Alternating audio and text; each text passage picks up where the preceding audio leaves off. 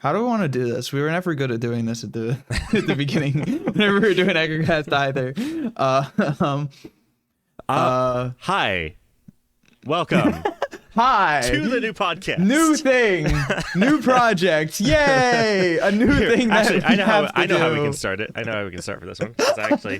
I'm actually using like my real camera, so I can just go ahead and slate it. Oh yeah. For my mic, because I need to do that. Yay! Great, sweet. We're sitting. Welcome everybody to the new podcast. I am new podcast. Did we decide on real names or not? I think we said we didn't care, but we thought it'd be more. I don't think we care. I mean, if you know, I don't really care. If you know us from our gaming channels, name. I'm Pokemaniac. That is Pizza Buff. I'm Pizza Buff. I think we decided we kind of want to separate this from the gaming channel a little bit. I mean, this is the first time you're seeing my face. I think we should. We're gonna do the collaboration feature, so you can go down and subscribe to all three, the podcast channel, and then us two all at once. But yeah, I mean, I don't know. Anyway, so I guess introductions. I'm Nathan. Hello. I think that's was on my Twitter profile for a few years. I think I took it off, but like it's never been like secret. I think neither has my face. Like they've never been like secret, but you know. I guess actually I think this is the first time I've said this. My name's Noah. That's my real I think this name. is the first time you said it. That light is in my glasses. I think it's the first time I said it. I have a polarizer on here, but it's not helping at all. It's like the epic like white glasses. Wait, can I? Never mind. I'm trying to do the anime thing, but it's not working. It's just the light's too small. It needs to fill the whole thing. Yeah. But yeah, welcome to our new podcast. I say new podcast because we had an older one a couple years ago, but it was like it kind of just went.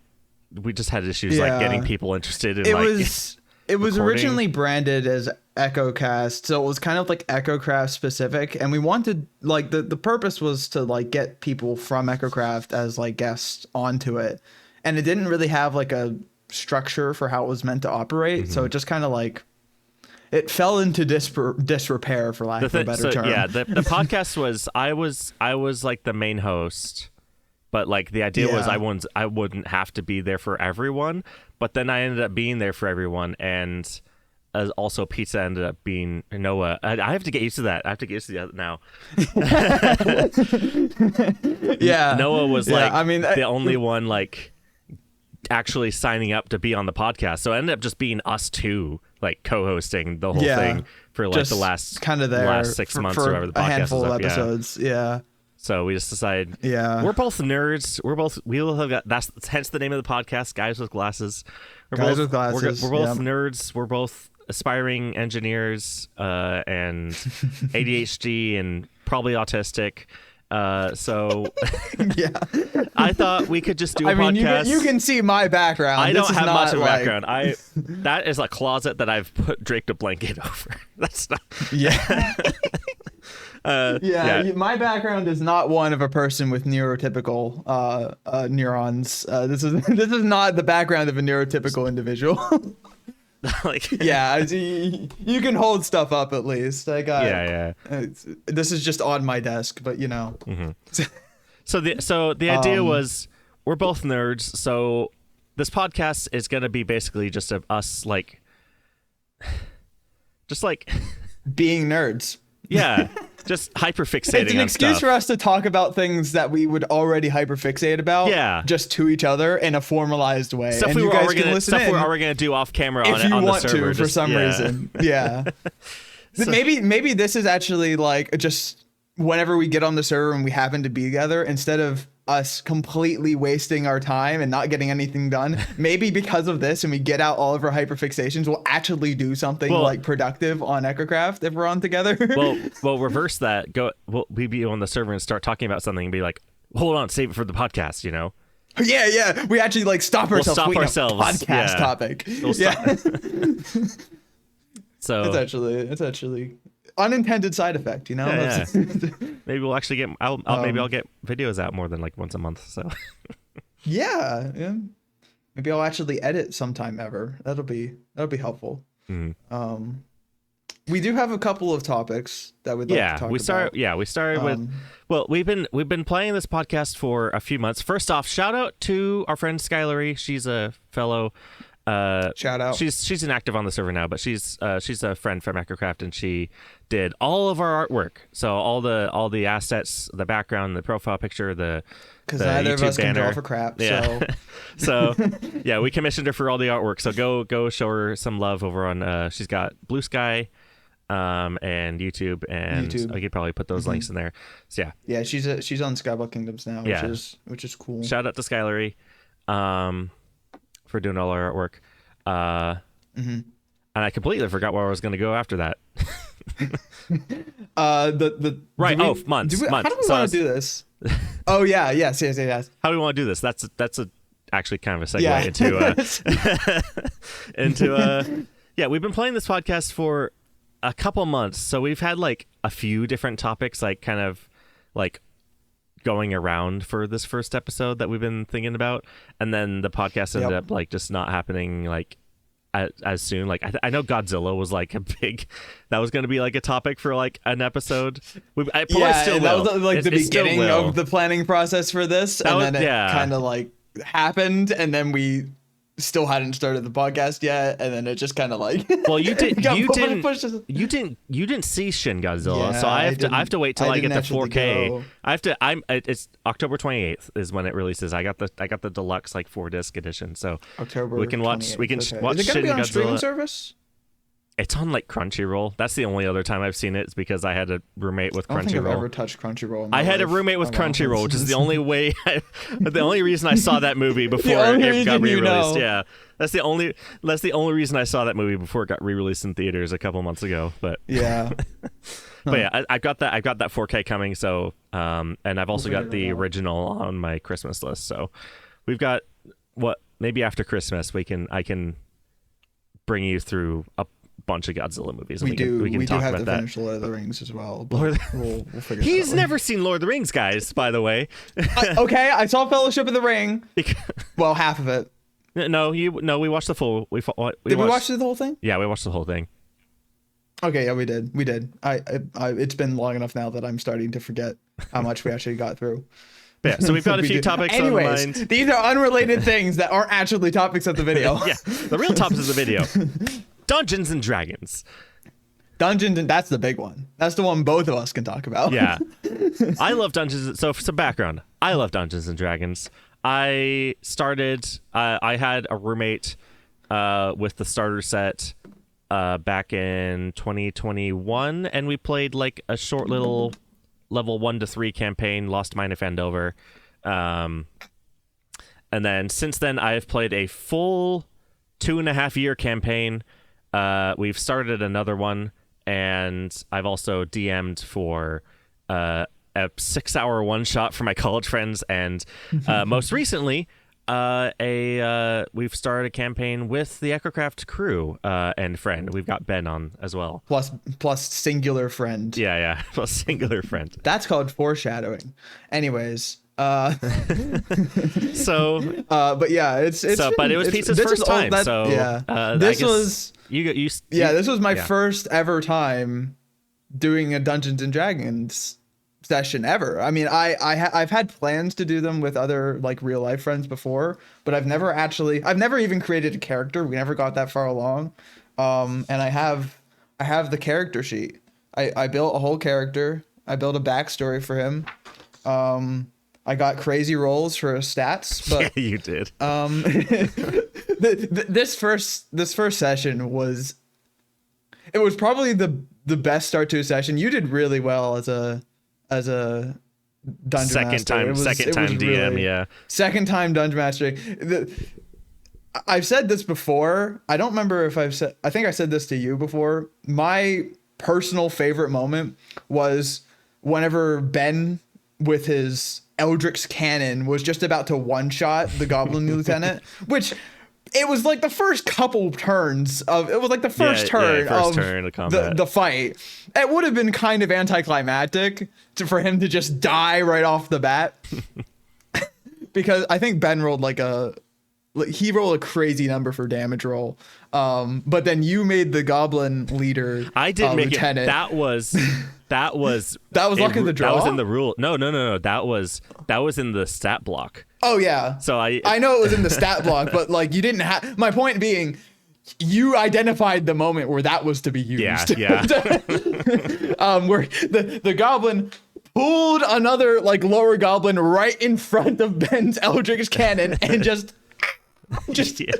used him as a body, as a meat shield. So there is a subclass of goblin called boss goblin in the monsters, and they have a reaction that lets them swap spaces with an ally when they get targeted with an attack. And I was like, that is awesome. By the way, that guy has a name. Really cool. That guy has a name that you guys. What was his name? Yemek. Yemek. Yeah. Yeah. We also thought that you were saying Clark, and we thought you were saying Clark the whole time. So we just called him Clark, the final like bugbear boss. Did you just like do a clapping or? No. I'm now, but no, like before. on the someone put it. That was like a. I can do it now. There you go. Okay, there was like an applause sound effect. I don't know what the heck you just heard. It wasn't me. Okay. It wasn't me. I can tell you that much. Anyway, so we started and we've got what how many players have we got? So we've got me, Ben, Ike, so we've Sanity, got Weasel, and Will, Tree. And Will, yeah. Will wasn't able to show up for this first one. Weasel can't do. Yeah, Weasel's doing the more than first a one one. shot. Yeah, so he was more of a guest character than anything. So we've got like a five player party right now. Hopefully 6 moving forward, which is a larger party, but that's not too bad. I've only done larger parties because that was the size of my college friend group when I DM'd for like that 6-hour one shot. Yeah. So I've had. Yeah, the DM of my other campaign, I was telling him about this, and he was like, man, good luck. You got so many players. I'm like, this is exclusively the party size I've done so far. So I think if I ever DM for like a 3-player party, like it's going to be like night and day, I guess. It'll be fine, you know? Yeah. So yeah, we did that first session was like 3.5 hours. The idea was to do like a one shot, like a complete adventure. So we're running Lost Mine of Fendover, which is this little booklet that comes with the starter kit, just to get started. And so we ran through the Cragmaw hideout, basically in like one full session. I trimmed it down because there's technically like five or 6 different fights in that. It's supposed to be like a full like level 1 to level 2. You're supposed to level up by the end of it. It's gotcha. In the original in this. It's supposed to get you level 2. So like that wolf pen that you guys found was empty is supposed to have like 3 wolves in it. The little hideout outside the cave that you guys short rested in was supposed to have like guards posted there. So I trimmed it down to like my favorite parts. I was like, I want to get Yemek in there. I like him. I like the little, lieutenant wanting to get. That's also, as written, how you meet Sildar is with Yemek. So I was like, okay, I'll get that. I'll kind of had to keep him. I'll keep the arrow. I'll keep the goblin ambush because that's just an iconic fight for this. It's the first fight for a lot of people. It's the first fight for me. It's the first fight for you. It's just like iconic encounter. I kept that. I can't believe I got shot twice in the shoulder in that encounter. Yeah, I kept that. I kept Yemek, and then of course Clark. But yeah, other than that dungeon was actually severely trimmed down, just to fit it in like a 3.5 hour session. But the plan is, I'm not that experienced a DM, so I'm taking Lost Mine of Fendover as well as Waterdeep Dragon Heist. And what is that? I'm hearing applause. I hear nothing. I hear nothing. I don't know what to tell you. I hear absolutely nothing. I hear applause. I hear nothing.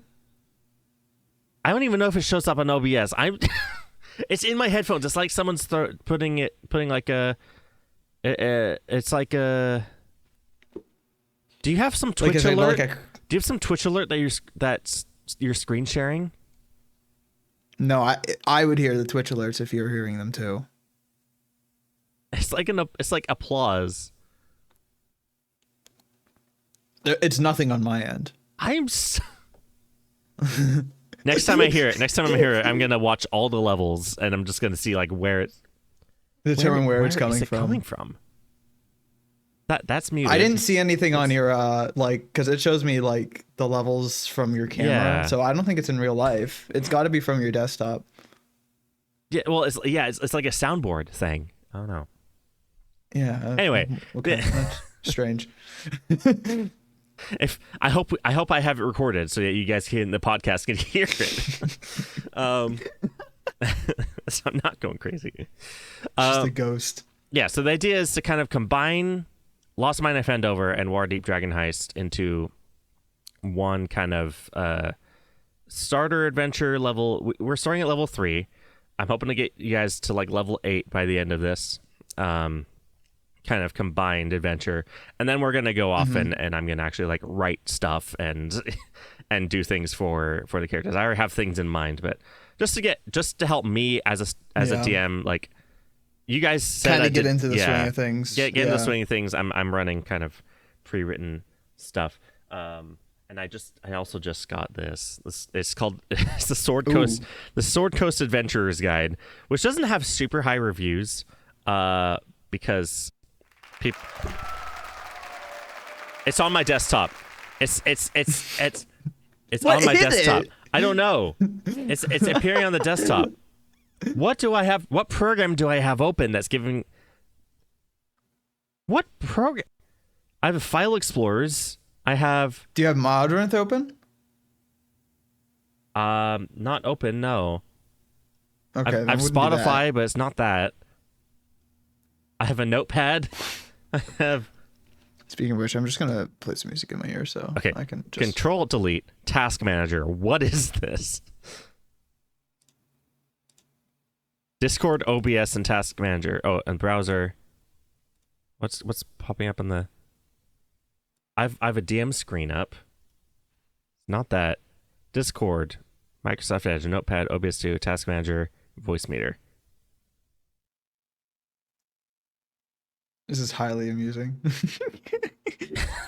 Well, I have no idea where this is coming from. It's only happened since you've started. Anyway, Sword Coast Adventurer's Guide.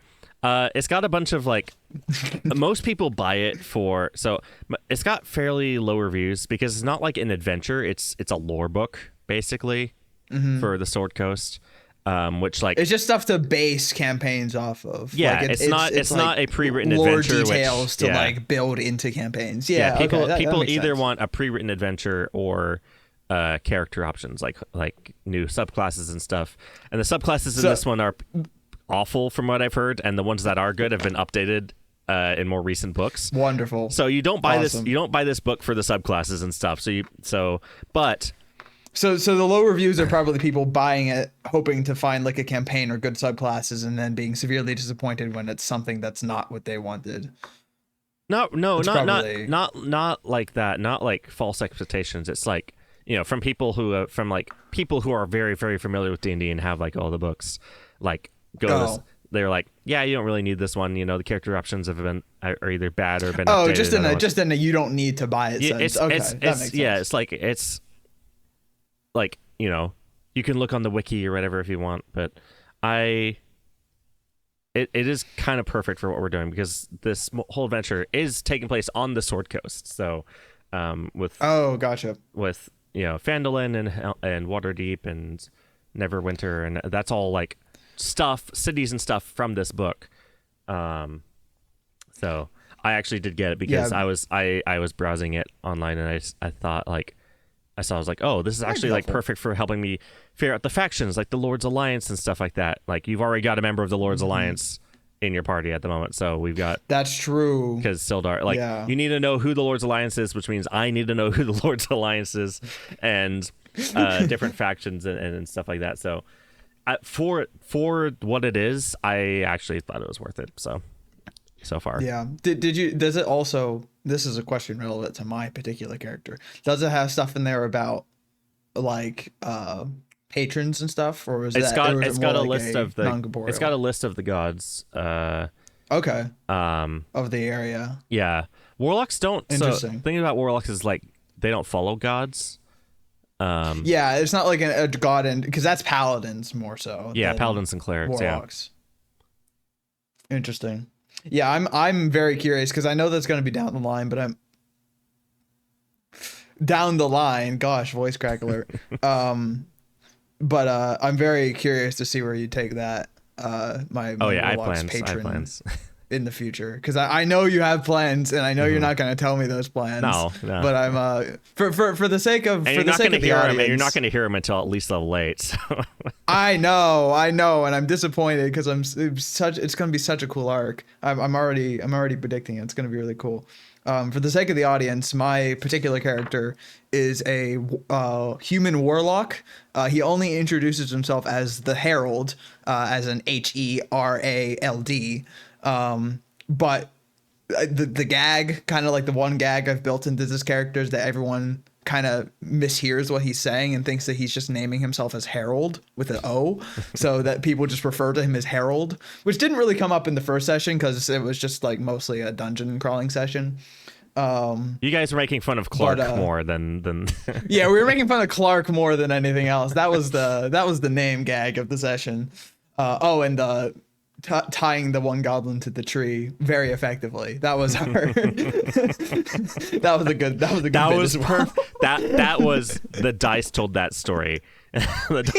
that was a perfect moment where the dice and comedy lined up. Yeah.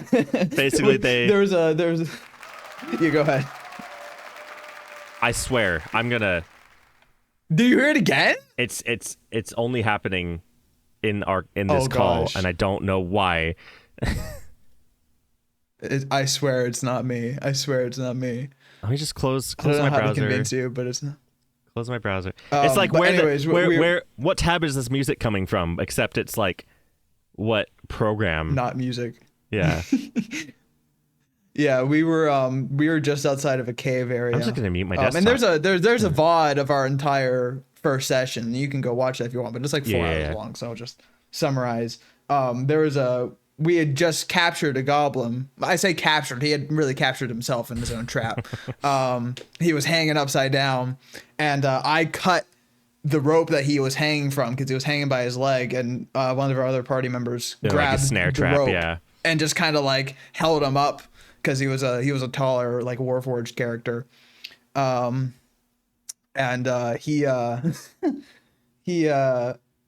We decided when we were going into the cave to leave the goblin outside the cave. So we're like, oh, let's just use the rope that we have to tie him up around the tree. And he got tied up by Ben, who did a terrible he rolled job like a 7. tying him up. Yeah, he rolled like a 7. Something bad it was not going to keep the goblin there. And then Sandy's like, oh, I'm going to go check the... Actually, was it me first, or was it Sandy first? No, it was Sandy. So Sandy Ben rolled like a 7 first. to tie him up, and then Sandy was gonna go double check it, and he rolled a nat 1. So yeah, and then I rolled like a 2 or a 3. Yeah, you rolled like a 2. So like all 3 of us were standing there like, yep, this is the perfect knot to keep this goblin. Well, this in goblin place. is very clearly this goblin is very clearly just like loosely wrapped in ropes, like around this tree. Actually, there was a moment when we were walking into the cave where we turned around and looked at the goblin. Then we had a party member. Then our wild-shaped druid, he was a bear at the time, decided to check. Oh yes! He rolled like a 17. He saw it. He saw that it wasn't checked. But then he refused to wild shape. He that was kind of a recurring moment with his character. It was like he had things. He was just constantly in wild shape. He was catching things, like he was smelling things up above. Like he was constantly in wild shape and went unwild shape to tell the party things he found out as an animal. I don't think Tree understood that he could do it at will. I think he could. People. I think he did. Did he? Well, I mean, either that. I think it was a blend of like not wanting to just I think a blend of it and the comedy. Yeah, I think comedy was the big thing. Yeah, it was really funny because then Tree's character saw it as a bear and just roared at us, and we're like, oh yeah, he agrees with us. He agrees it's very well tied. And then we were going out into the cave, and you said the goblin just pulled his arm out of the rope and waved at us and then put it back in. That was like, oh my god. That was hilarious. And that did get Sandy piping up. Sandy was like, oh, I don't think he's actually tied. But then like you just let the comedy just take over from let it go. Just let it go. Yeah, just let. Yeah, now I'm sure he's fine. He's a good goblin. He'll stay there. And then we came back out, and of course he wasn't there. Two goblins survived. Two goblins survived your attack on the one goblin who I convinced to give up his arms, and then the goblin that we left tied to the tree. Yeah. Oh, it was very good. And then of course every single encounter, every single battle was like 2 turns or less. Yeah.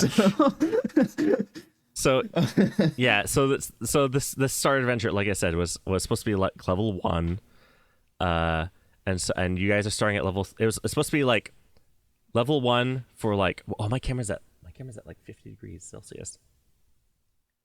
Okay, we'll make sure that doesn't stop recording. Hopefully, maybe get a fan on it. Oh yeah, I see it. It's at 50 degrees. It's 50 degrees Celsius. Yeah. Hold on. Let me get my desk fan plugged in, and like I said, that's unfortunate. This light gets hot.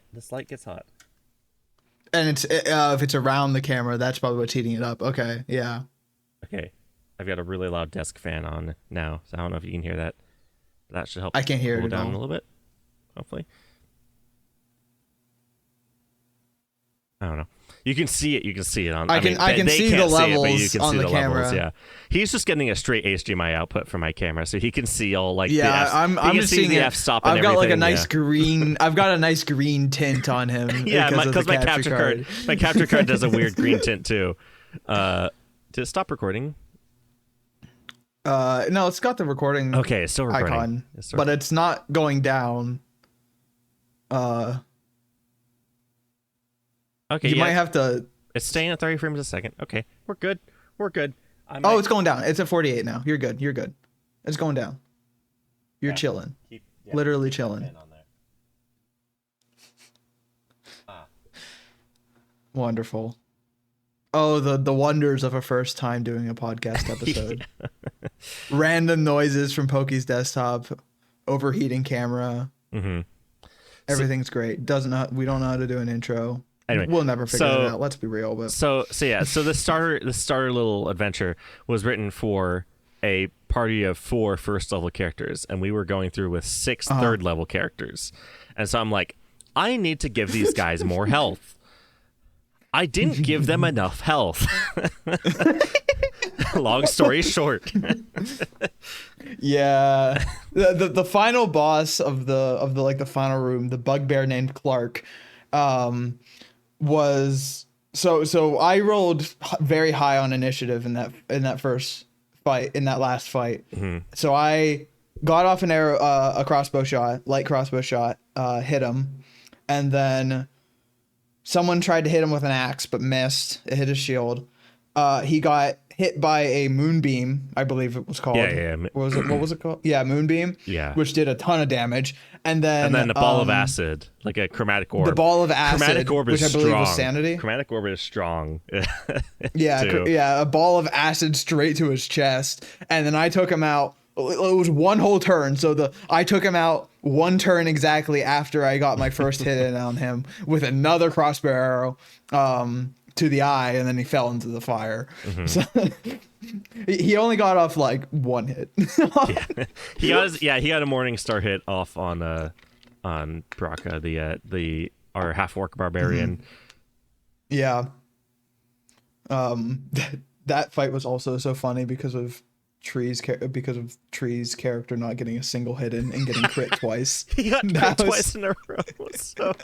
So it was actually kind of I was expecting that fight to be a little more epic than it was, because we ended up having 3 wolves. We had our 2 druids who both wild shape into wolves, fighting Clark's wolf, and so we had like a 3-wolf standoff. Your camera stopped recording. What does it say? It's reversed for me. Movie recording has been stopped automatically. Okay, restart. Aha. Maybe. Yeah. Oh wait, I don't see the light. I don't either. Okay. Now I see it. There we go. So yeah, we had like this 3-wolf standoff.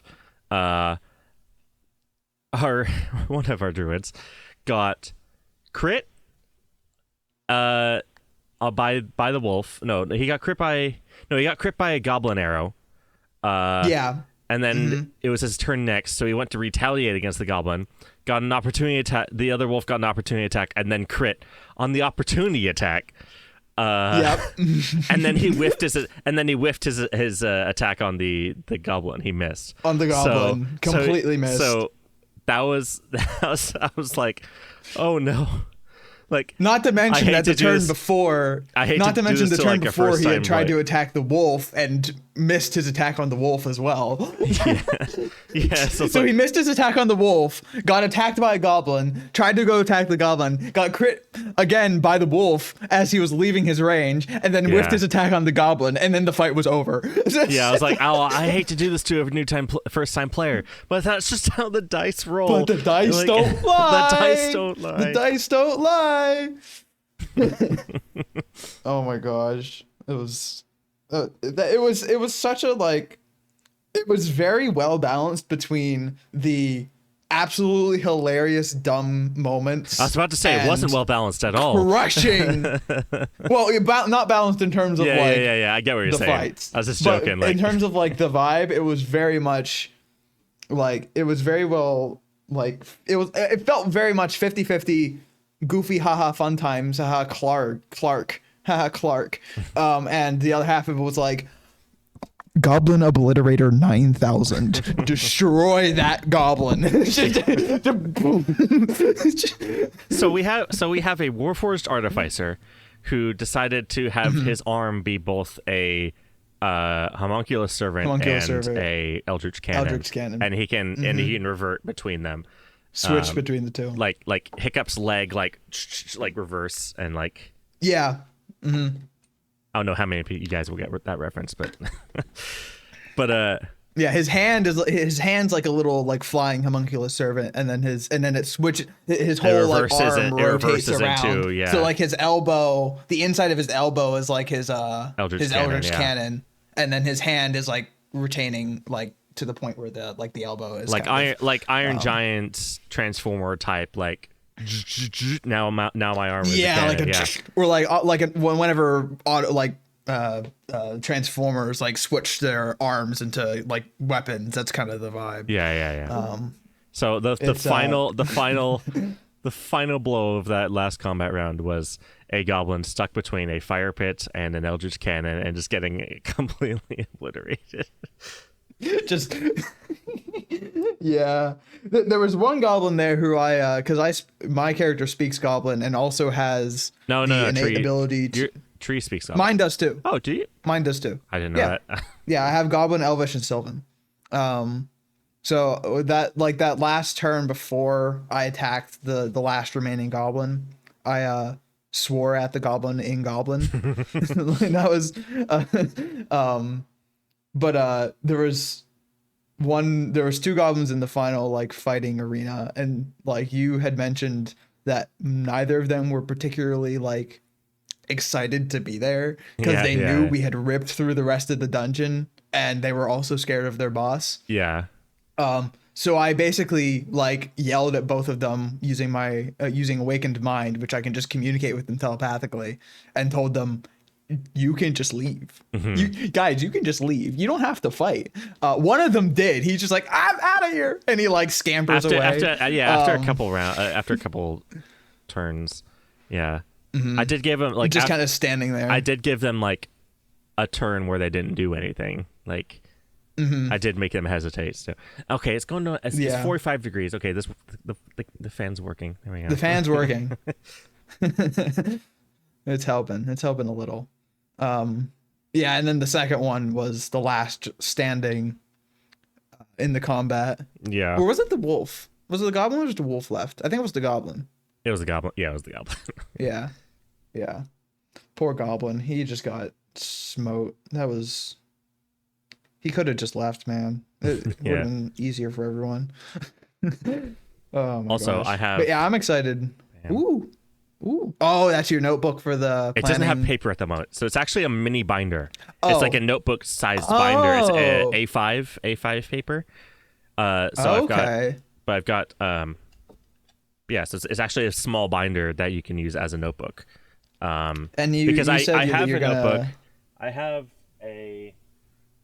have this notebook. It's like a cloudy looking one that I thought looked really cool, but it's the thing about it is I realized I wanted to be able to rearrange my pages. Like I wanted that makes sense. Because I was like, okay, how am I going to organize this for quick notes, or quick references?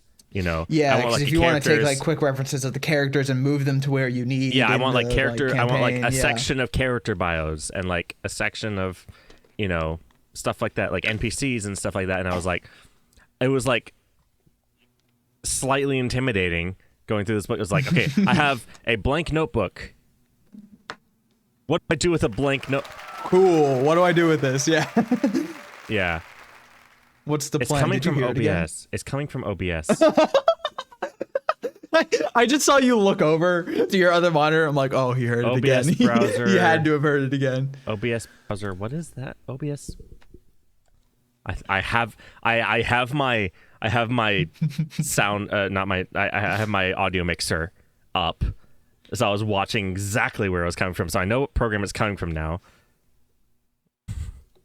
Control delete. Oh no.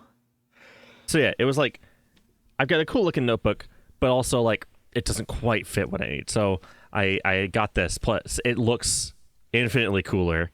That's very much D&D. Yeah, very much like Tolkien inspired as well. Like it looks very Tolkien. Definitely. It's got like actual like metal like tips. Like it's very. Oh yeah, so that's real. The okay, tips that's are cool. metal, so it's very very cool. And I've got like brown like parchment like paper like colored paper. That's getting shipped in to fill that in. That's gonna be such a cool little collectible to have when the campaign is over. Like that's gonna be like a really neat like little like almost like it's almost gonna feel like a built-in like story of its own, just with all the notes scattered. Like it was like went through with the party, and that was like the group notes that were taken. It's gonna be really cool when that's over. Okay, I have 8 if you're styling it correctly. OBS browser page running in the background. I don't know what OBS. I don't know what OBS browser page is. Surely it's not important, right? I don't know, but I've got 8 of them. I'm just gonna close. Get out of here. Get him out of here. It might be like here. like linked up to Twitch or something like that. I don't know. They're reopening. Oh no! I'm closing him down. No. I'm closing him down. And there's like more popping up. Hopefully that'll stop it. Oh gosh! I just dropped my D20. I just dropped. What it's. I have several. I dropped my D20 and it's staying down there. I have several. Yeah, you've got like 70 of them. I've got 2 sets of die, and I've only got 1 that I care about because I got this nice blue set. This one that came with the starter set. So yeah, I've got some paper I'm getting for that, as well as I just have. This isn't even all the books that I'm. Oh gosh. So we have here. Let's get this. Let's get the camera focused. Actually, there we go. Yeah. So I've got it's reversed on my end. We've got Tasha's Cauldron of Everything, Xanthar's Guide, the DM's Guide, Player's Handbook, and then Story Coast Adventures Guide. And I've also got 2 more on my Christmas list. I've got Waterdeep Dragon Heist because I said we're going to be running through that, and then a surprise one that you guys I'm going to pull from for the campaign, but you guys can't know about it because that might give stuff away. And Fendover, of course. I've got like the starter set. Oh yeah. Yeah, I've only got the essentials kit and the starter set, which, I mean, to be fair, because the wiki exists and I'm not a DM, I probably don't need much more. Yeah. Um, Player's but Handbook's I always can good see to them. have if you're going to play regularly, but Yeah, mhm. but yeah, I'm excited to see where this goes because I think most of us were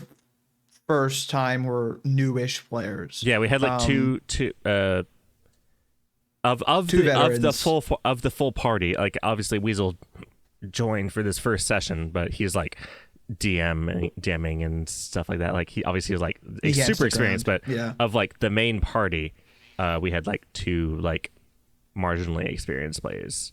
So Yeah. Yeah, I'm excited to see where it goes because I think once everyone kind of breaks into it a little bit, it'll really start developing, and I'm excited. like this set. Ooh, cool die. Yeah. He's just shuffling through the bag. I have a bunch. I got like a set from Ren Fair. I've never been to Ren Fair before, but I went with my college friends because they were already going. So there was like a booth that was like selling dice. I was like, I went to a Ren Fair once. It was really fun. I enjoyed it. Hold on. Audio listeners won't be able to see this, but I can. Audio listeners, he's currently walking away from the camera. He's currently walking back. Ooh, sword! He's got a sword. I have. Is that engravings on the inside of the sword? This is Anduril from Lord of the Rings. This is. Ooh. You haven't got to that part yet. You haven't gotten to the part yet. Is it plastic or just plastic or is it metal? It's rubber. Oh, okay, it's rubber. Like plastic. It's like plastic rubber, but it's beautiful. Yeah. I guess spoilers for you because we haven't gotten to that part in the movie yet. But the prologue, the sword that was broken in the prologue, that's like he like cut Sauron's fingers off with, and then it's like on that pedestal in and Rivendell.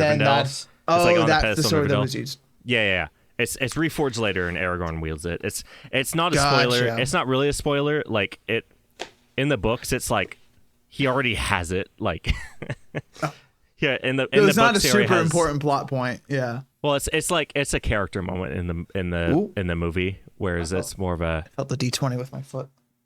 The books are a little different. So Aragorn in the movies is very much like, I don't want to be king. My ancestors stole the ring and doomed us all.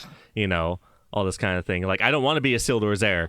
In the books, it's like he's more like a king in hiding, like biding his time. Begrudgingly, kind of. Not even begrudging. A little not bit even low-key, begrudgingly. Yeah.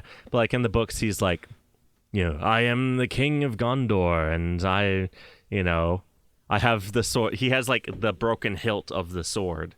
Like he's like, him. I am the king of Gondor, but Gondor isn't really cool now. So I'm not sure if I'm gonna. It's like I am Isildur's heir. I will lead the fellowship, and I will, do all this. He's very, very much more straight noble character. Obviously, he's noble. He's noble in the movies too, but he's much more like, I don't want to be king. And so when he does get the sword in the movies, it's a big moment. But yeah, I got this from Ren Fair, which is. That's cool. I don't remember much from the time I went to Ren Fair. I saw some cool stuff. I don't remember if I even like bought anything at Ren Fair that was like notable. I don't think I did because I didn't have a ton of money. It was like, I'm not gonna. Yeah. And I wasn't. This was early enough that I wasn't considering D&D or anything, so I wouldn't have been like, "Ooh, dice!" Ooh,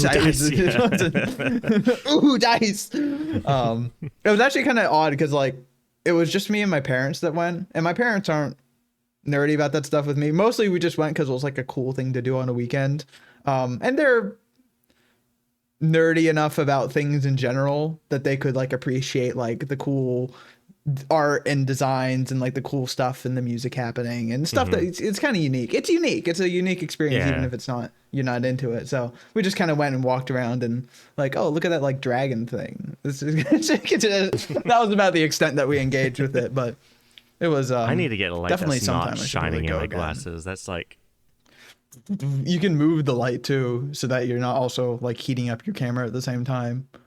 yeah. Well, it's like a massive. So I locations. got a ring light. I'm not able to like position it very easily. So we have like this. It's this big panel.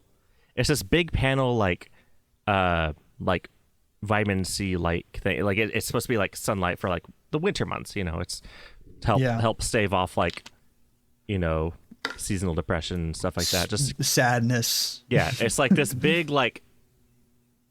How big is it? Like 2 foot by 1 foot, like just big panel, like a little rectangle, yeah. Light, yeah. And so I've just got that Of in my window. Yeah. It's super bright.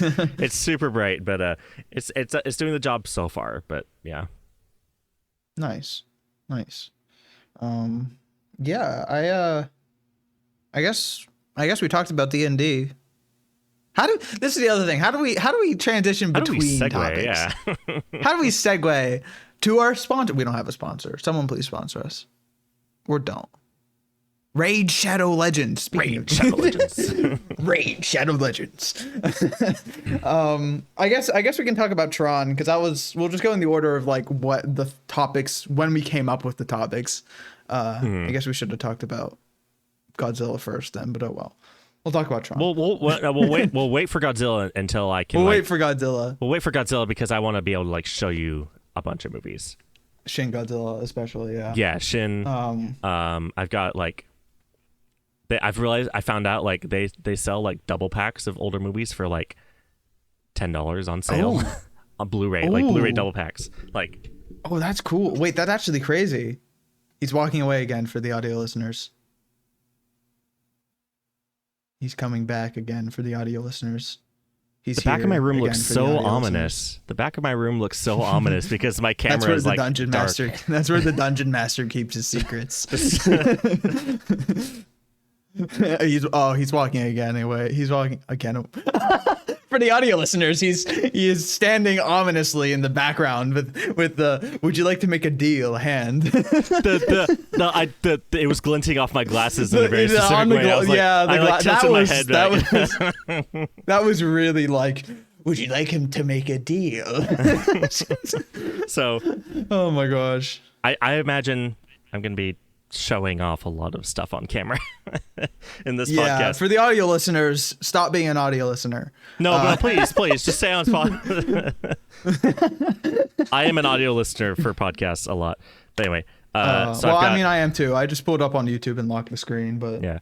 So I've got this 2-pack. Oh, nice. Of like, Mecha. That's cool.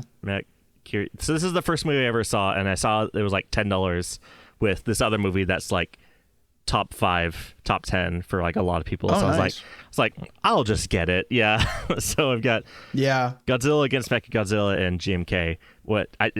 GMK is the abbreviation because the whole title of the movie is Godzilla, Mothra, and King Ghidorah: Giant Monsters All Out Attack, which is a very like trying to get all your SEO words in the. It's like very, very Japanese sounding title. So fans just call it GMK. This is actually the reversible cover because the normal cover is so ugly. Oh yeah, that's horrible. It's got disgusting. Like a neon green. It's got like the Xbox green on the top and bottom for some reason. Yeah, it does. That sucks. So we got it's Blu-ray, so it's awesome. Nice. And also, so that's really nice. I'll save more discussion for the Godzilla podcast eventually, but I also have the -1 4K. Oh, like the special edition. Look, that scares me on my shelf. Just the put that in the background. Yeah, in the dark background. Ooh. So you got this, and then the side cover, and it's like a full. There's like you saw -1, right? I really enjoyed -1. Yeah. Yeah. So this is the deluxe version, really and it comes with like a printout of like the plan, the I don't know how well you can see it, like the battle plan with like. Oh yeah. It's I remember the battle plan that didn't really do anything. Yeah. Well, I mean, it kind of did. It's got like a map and stuff. It's like a printout of like the in-universe, like, here's the memo kind of thing. Whenever they were writing stuff down, here's what we do, here's how we defeat it. Yeah. Yeah. And that's cool. I really like that. Little art book. It's all in Japanese, so I'll have to but also like just this 4-disc like 4K and oh, that's nice. Yeah. Yeah, you really like collecting physical media. I am a physical media nut. Yeah. I that's not something that I share, but I do appreciate. Well, it's not necessarily physical media. It's media ownership. It's the big thing. Yeah, that's something that I like. I do have. I have unfortunately strayed from the path in recent years in terms of media ownership. I've mostly with games, and mostly with Steam. So I'm kind of blaming it on Steam. Thing is, Steam is like not the a normal one corpo, platform that you can trust to not take away your game. Steam is not a normal corpo, unless unless it gets publicly unless given the to card the wrong person or publicly owned. unless the payment processors get involved, but we can talk about that some other time. MasterCard. Yep. Yeah, or until Gabe Newell dies and if things go badly, because he's like upper 60s, lower 70s right now. Oh, let's look it up. Gabe Newell's not like a young guy. He's getting up there in age. Well, so like audiobooks you can't. It's hard to get them physically these days. Some authors will come with. Some authors will do like, you get it on like a flash drive, with like a physical a special physical copy release or something like that. Some of them do CDs, but like only for libraries. It's like, it's very hard for audiobook. And I drive a lot, so audiobooks are the way I kind of read books these days. Like I love having physical books, but I don't read them very often. I mostly do audio. So I have a lot of physical books. I have like a really large collection. I just haven't read a lot recently because I'm a lot busier. Yeah, it's a busy. I've got kind some of thing. books down here. Yeah, I've got some books down here that I really. This is a really old book. I also got a comic collection for audio listeners. You can't see these at all, but I've got a bunch of them. That whole stack is just comics. Maybe we should promote the audio version somehow. Maybe we should be like, hey, here's why you'd want to listen to the podcast on Spotify. For video listeners, you have to look at our ugly mugs. You might want to be an audio listener if you don't want to do that. But yeah. Anyways. But the way TRON. audiobooks. Well, I was saying audiobooks. Oh yeah. It's a little more difficult to do like, because Audible and Kindle are notoriously a bit like they're notorious. Amazon. Gotta love Amazon. Amazon and digital media do not mix very well when it comes to ownership.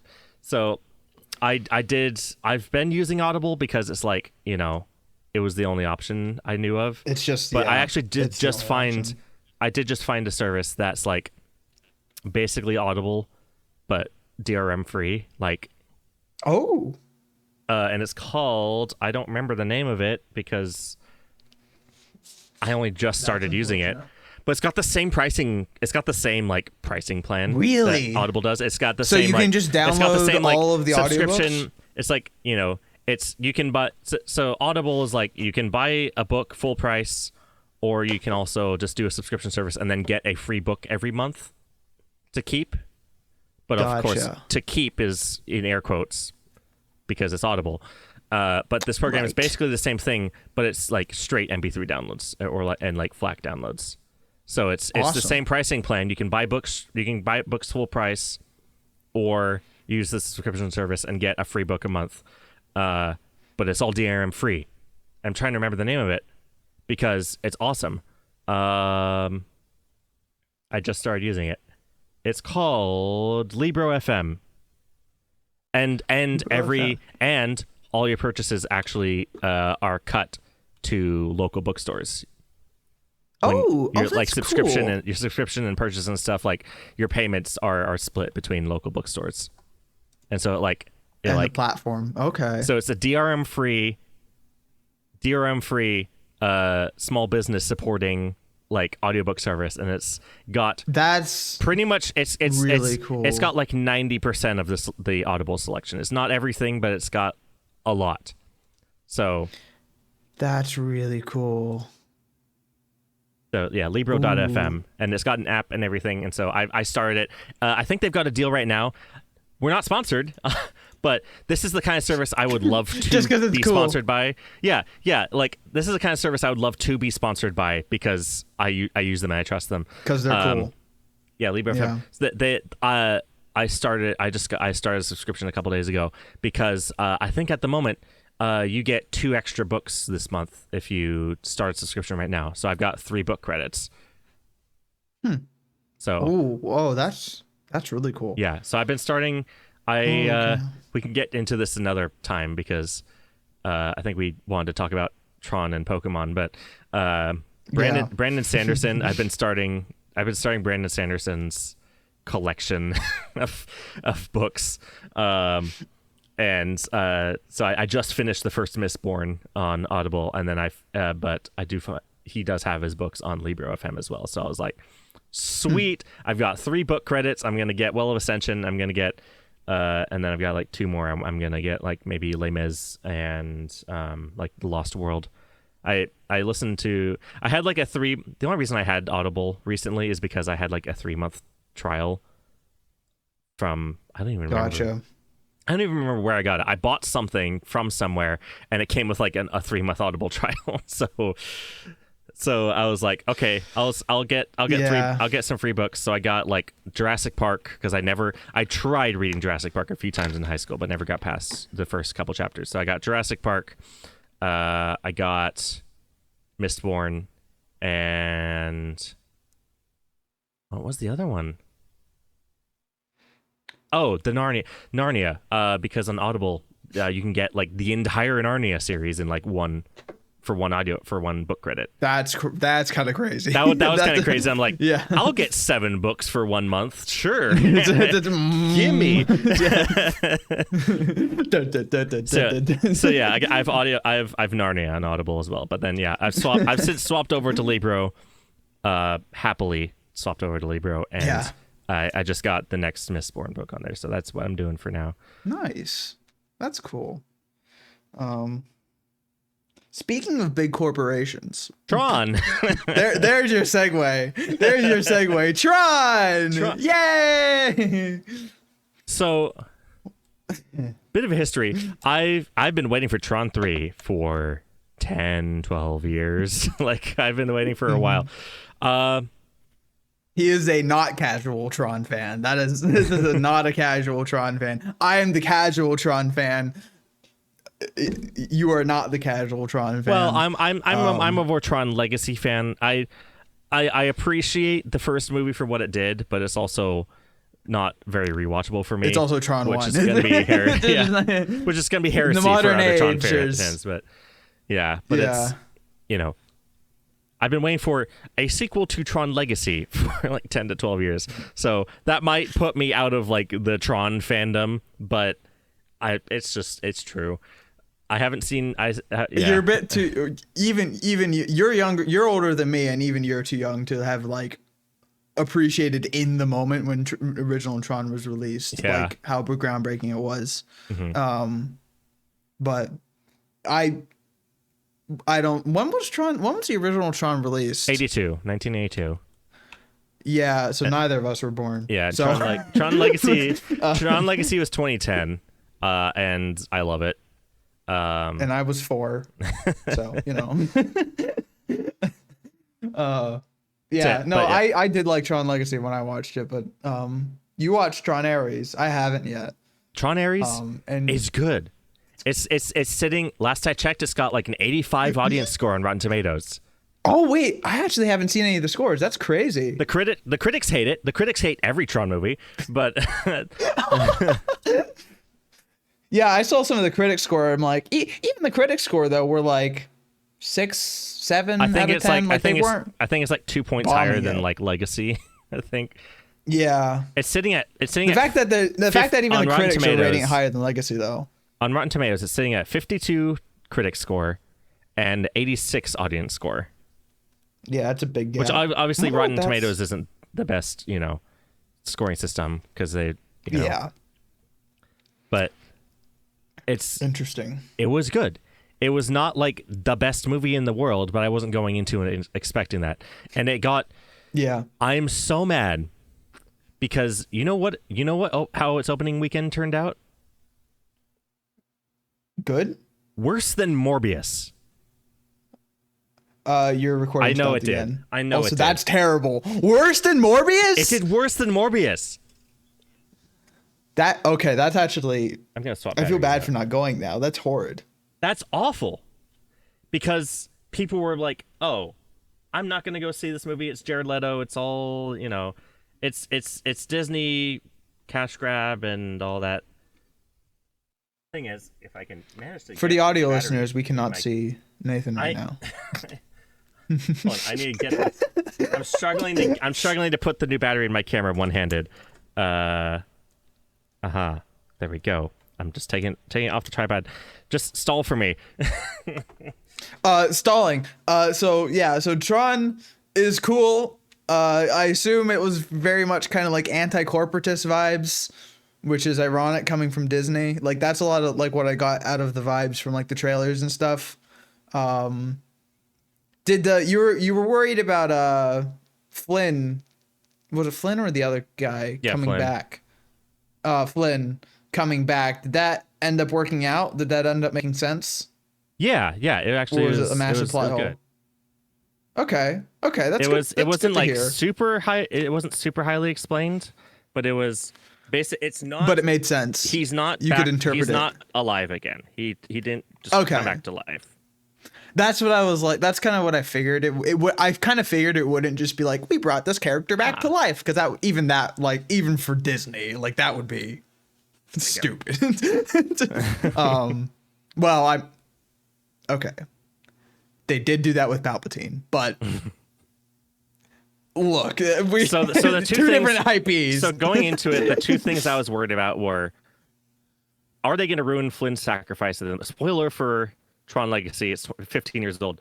Jeff Bridges' character dies at the end, sacrificing himself to save his son and get his son out of there. And it's an amazing scene. It's one of my favorite scenes in cinema.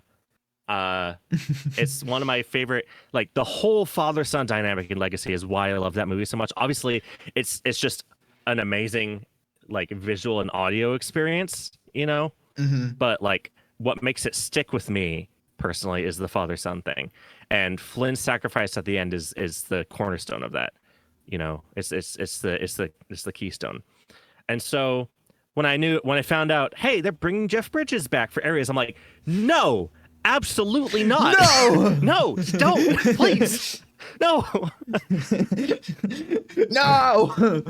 Not Obadiah Stane. No. But they brought him back, and it's not. Yeah, I'm still not sure exactly what it is. He's like a backup of Flynn from like the 80s that's like since grown older or something like that. He's like on a backup server. It's like a digital version of him that's like on a backup server or something. So he doesn't have all of like it's not the Flynn.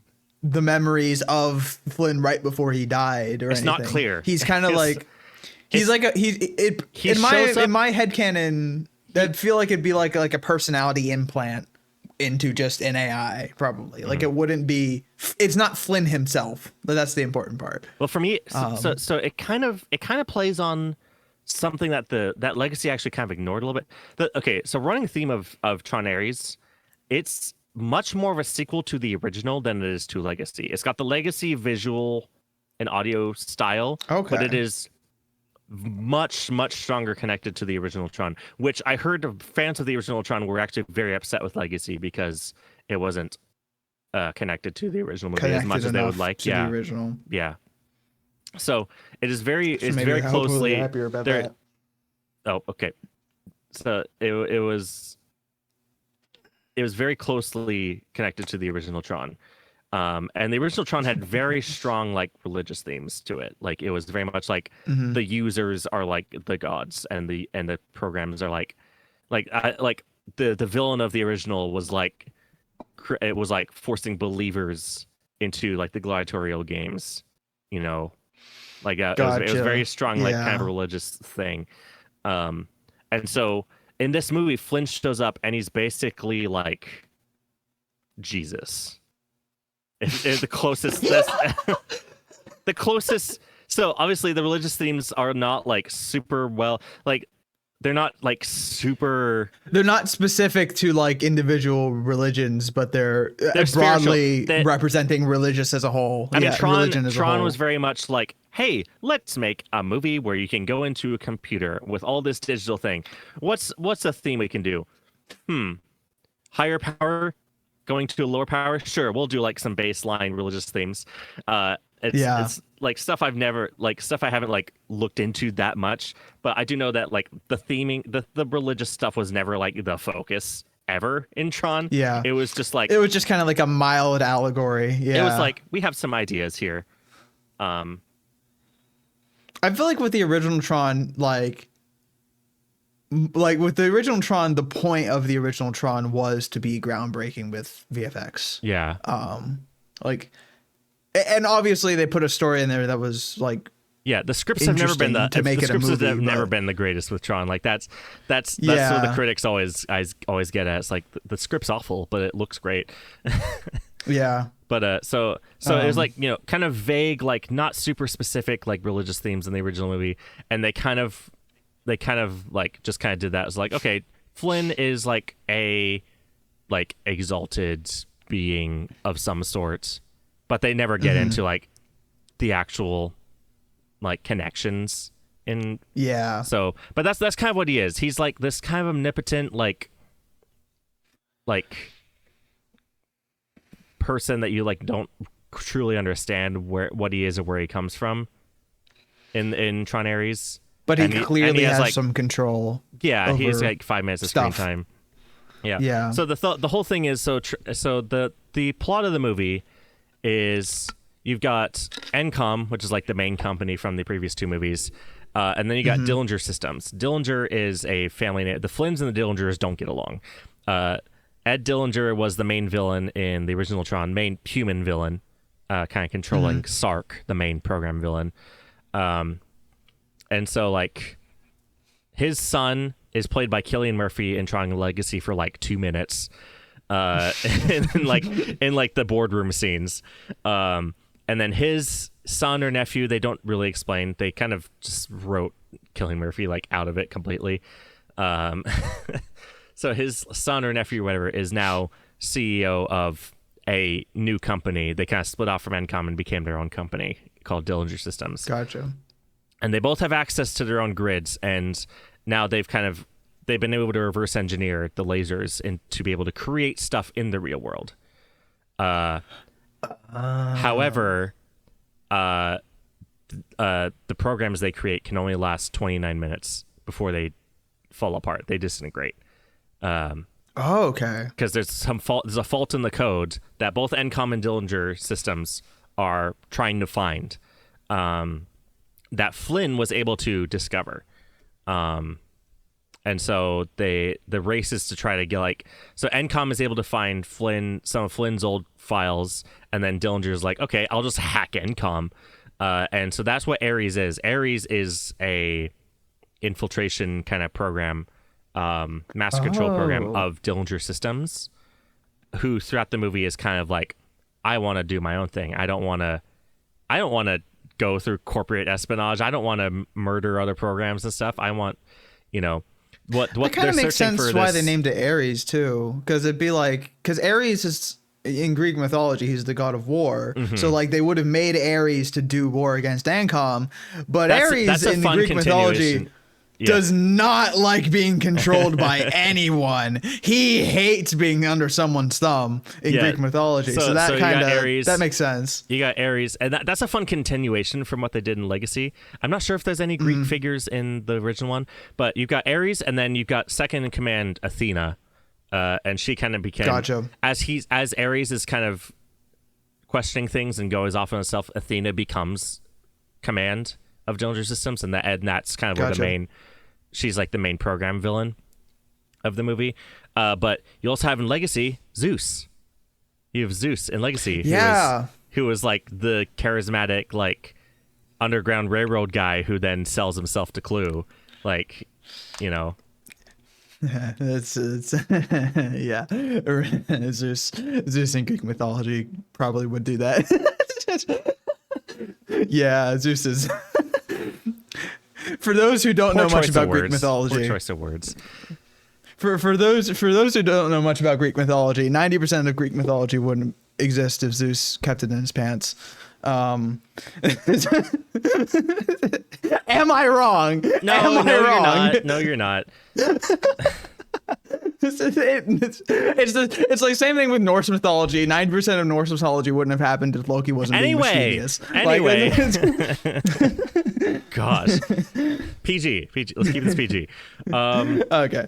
Anyway, so fun like Greek continuation of like the Greek names and stuff like that. Yeah. So, but anyway, so Encom and Dillinger are both kind of trying to get access to this. It's called the Permanence Code.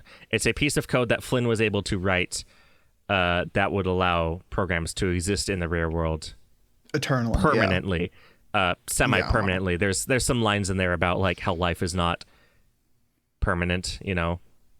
There's some stuff there, but other than that, it's like, you know, longer than 29 minutes is the point. Yeah. So like the idea is Ares is like, I want this permanence code, not for you. I want it for me, so I can live a real life.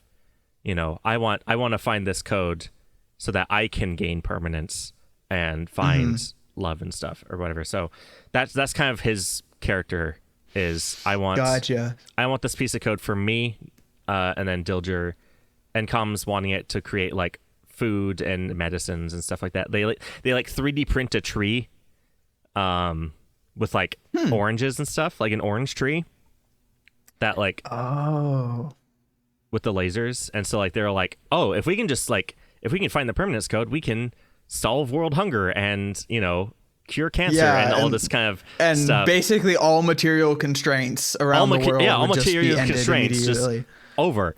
And it'd be the equivalent of the replicator from Star Trek. Then that's essentially what it would be. Yeah, so that's what Encom's doing. Dillinger's doing it to create military equipment to sell to the military. They are. Yeah. So and there's a fun shot. So Dillinger's like, just the military industrial complex then. That's trying to create infinite weapons and stuff to sell to the military.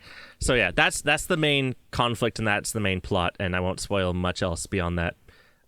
Plot wise, because there are some interesting twists and stuff, and some it's not a very strong character movie. Like Legacy is definitely the strongest character wise of the trilogy, but Ares does a lot of interesting stuff with the mechanics and the sci-fi of it. You know, like it expands the universe in an interesting way. Actually expanding how the lore operates a little bit, how the technology functions, and see that's the stuff that I think I would be into, so I do want to see it at some point. Yeah, and I really like it, and it's not like the sequel to Legacy I was expecting, but they do explicitly set up Tron 4. Ooh. Tron Legacy kind of left off on like, hey, you know, Korra's in the real world now. You know, there are things we could explore with that, and there was plans for a Tron 3 with Korra and everything, but it was never like explicitly expected to be a sequel. They do explicitly set up Tron 4 in multiple ways with this one. They put Dillinger in a place to be kind of either a bigger bad or like a subservient bad. It's not quite clear what he's going to be. And then they also have they also do mention Korra and kind of like, I'm not going to spoil it, but basically the end of the movie has Korra in the crosshairs. She is the focus. People are looking for Korra. So interesting. Lots of overlapping kind of plot threads here. Because Korra was the only other program to be in the real world, and as an ISO, I guess she just didn't need the permanence code.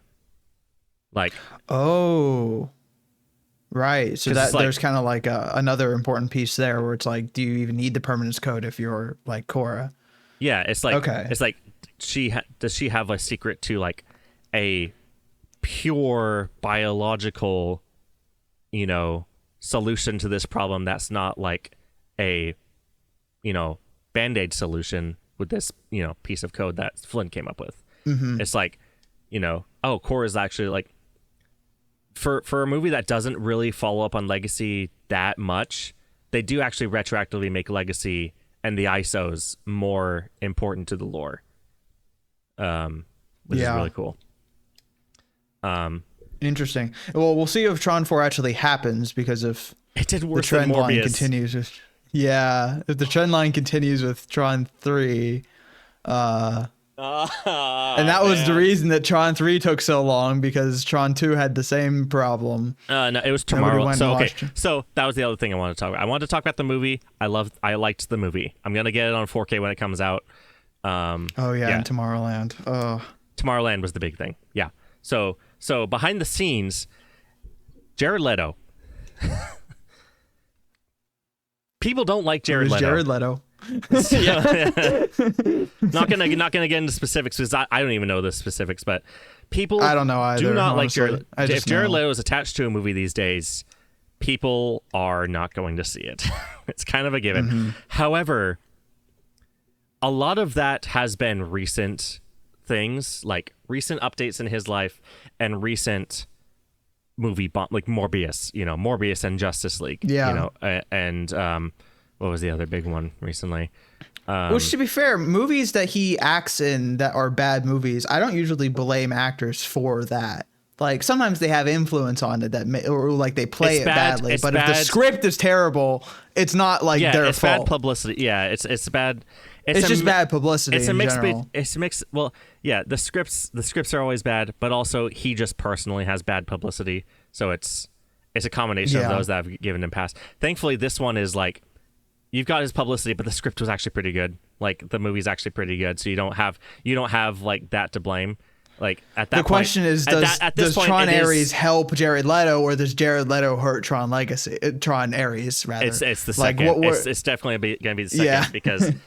So, but thing is, he's been attached since Legacy. Mm-hmm. They almost gave him a cameo at the end of Legacy, and then cut it out because they thought there was going to be too many villains, too many cooks in the kitchen. Because they had Clue, they had Rinsler, they had like kind of the second band. So that I think it was Rinsler specifically. They were going to be like, okay, we can't have Ares and Tron / Rinsler in the same movie. It's just going to be a little bit too much.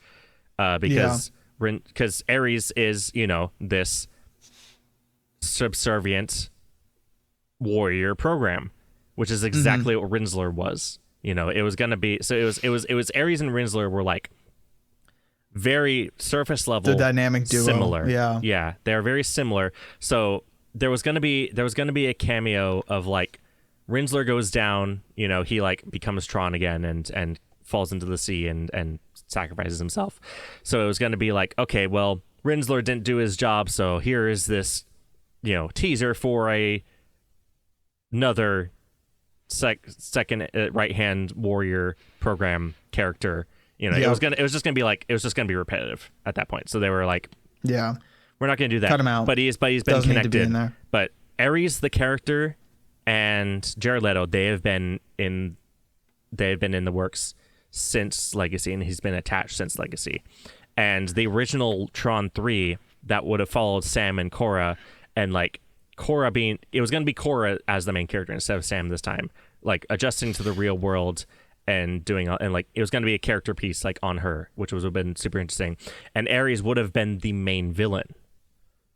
Gotcha. No redemption arc for him. He was going to be the villain. And I can imagine probably like a foil on Korra's character. If Ares in Tron Ares, if this final version of Ares is, I'm a program in the real world, wanting to live in the real world, I imagine the older version would have been like, the real similar. world is terrible and we gotta Kind of, I don't know. take like, it over. obviously, there's no a script never got leaked or whatever, but like we know from interviews and stuff from not John Krasinski. That's Joseph Krasinski, not John Krasinski. Very similar names, but Joseph Krasinski. I'm trying to. I can't remember. And such. Yeah. The director of Tron Legacy and later Top Gun Maverick, which is fun. Yeah. He's since been on interviews and like explained kind of what that original script was and how and what that's how we know what Ares was and that Jared Leto's been involved. So and what it turned into. Yeah. So he was an actor. He was connected as an actor since the beginning. Since Tron Legacy's sequel got canned in like 2012, 2013. No. 2014, I think. I think the script, the original Tron 3 was in development hell for like 3 years, and then Tomorrowland's failure, and it was Tomorrowland's failure and Disney's buyout of Star Wars that were like, we don't need our own sci-fi series now. Goodbye. Yeah, just get it out of here. So Tron 3 got canned in 2014.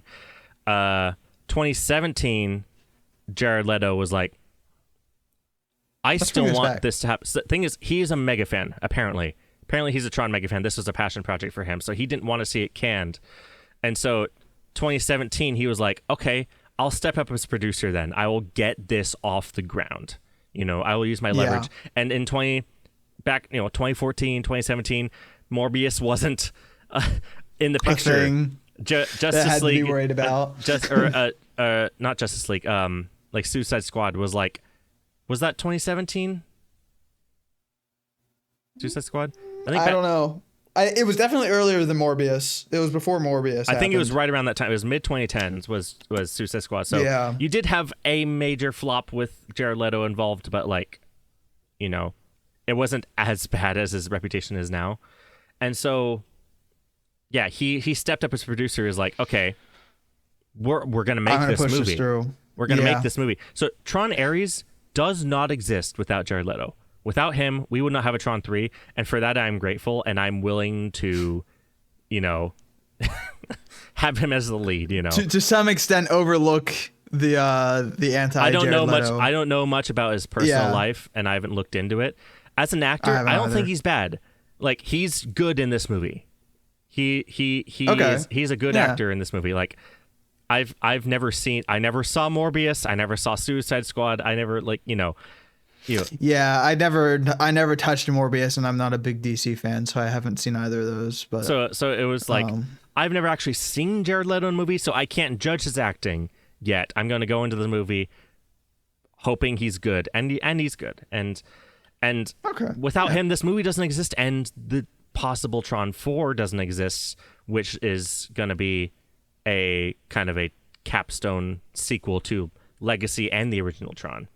It's gonna what was the budget of Tron Ares? Tron Ares budget 180 million, and they only got 33.2. Opening weekend was worse than Morbius. Opening weekend 0.67 million for Ares. Yeah. No? Oh, that just says in China. Okay. 33.5.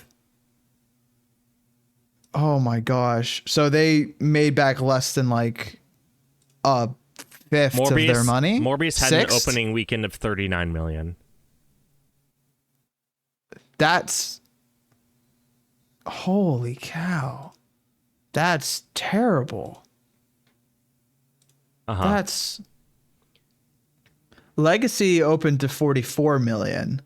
Yeah, well, Tron's never been a massive seller. That's the thing.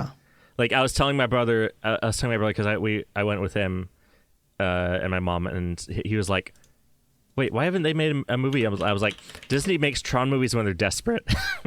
If you look at the history, the original Tron came out when like their best live action movie was like Apple Dumpling Gang or something like that.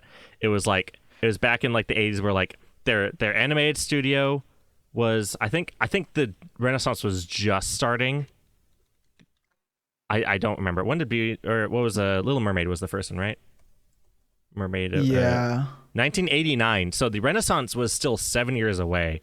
So Disney was really struggling with the movies, but their live action and animated stuff was like really struggling. Yeah. So Tron was I also so looked up like, original Tron. So they were like, this is a cool original idea that could get us, could get us some recognition with like pushing forward for digital. Yeah. CGI and yeah. So we're like, we're desperate. We're gonna take a chance on this original idea. Just push this, yeah, please, please do it. 2010s, they were like, we're desperate again. Let's make a sequel, to Tron. And now this time it's like, okay, Marvel's been rough. It's getting some traction again. It's getting some traction again. Yeah. Star Wars is really rough right now. So it's like Star Wars. Oh my gosh, it's so hard being a Star Wars fan right now. It's sad. So it's like it's sad. This movie's been in the works for years. Let's just finally like get it greenlit. I think they got officially greenlit like 2022 or something like that. Yeah. Like Jared Leto had been working behind the scenes without Disney's explicit approval, I think, for like a while. For context, the original Tron in 1982 had a opening weekend of 4 million USD, which in today dollars is 13.7. So, ow. Yeah. Oh no. Even the original Tron didn't do Ares well. did twice as better than the original Tron, so maybe we do have hope for a movie. Original Tron production cost. Let's see what that was. 17 million USD. So it did better, like percentage-wise, like comparatively, to its budget. But 17 CPI. But movie budgets are just super big now, so it's like. But 17 million in today dollars from 1982. Okay, it can only do 10 million at a time, I suppose. So that's 34, and then another 1, 2, 3, 1, 2, 3. So 17, 24, 34, 24. So that's 58 million was their budget in today dollars. Yeah. So they made the original Tron, and it only made. So they made like a third of their budget back. Yeah. So it did better in terms of like percentage, the scaling. Yeah. But thing is with movies, less overall. You need to make double the budget back to break even. Because marketing costs. Rule of thumb: if a movie costs $150 million to produce, it then costs an additional $150 million in marketing costs. And so to break even, you need to make double the budget. There's also a whole thing we can go into on a different podcast called. Actually, no. Actually, this is the perfect podcast to do it on. Hollywood accounting. If you want to know what Hollywood accounting is, Harry Potter and the Order of the Phoenix made. Look at the money. Look at here. Let's look up Harry Potter and the Order of the Phoenix. Look up the budget and look up opening. Look up the budget and look up the total box office. So the budget was between 150 and 2 million.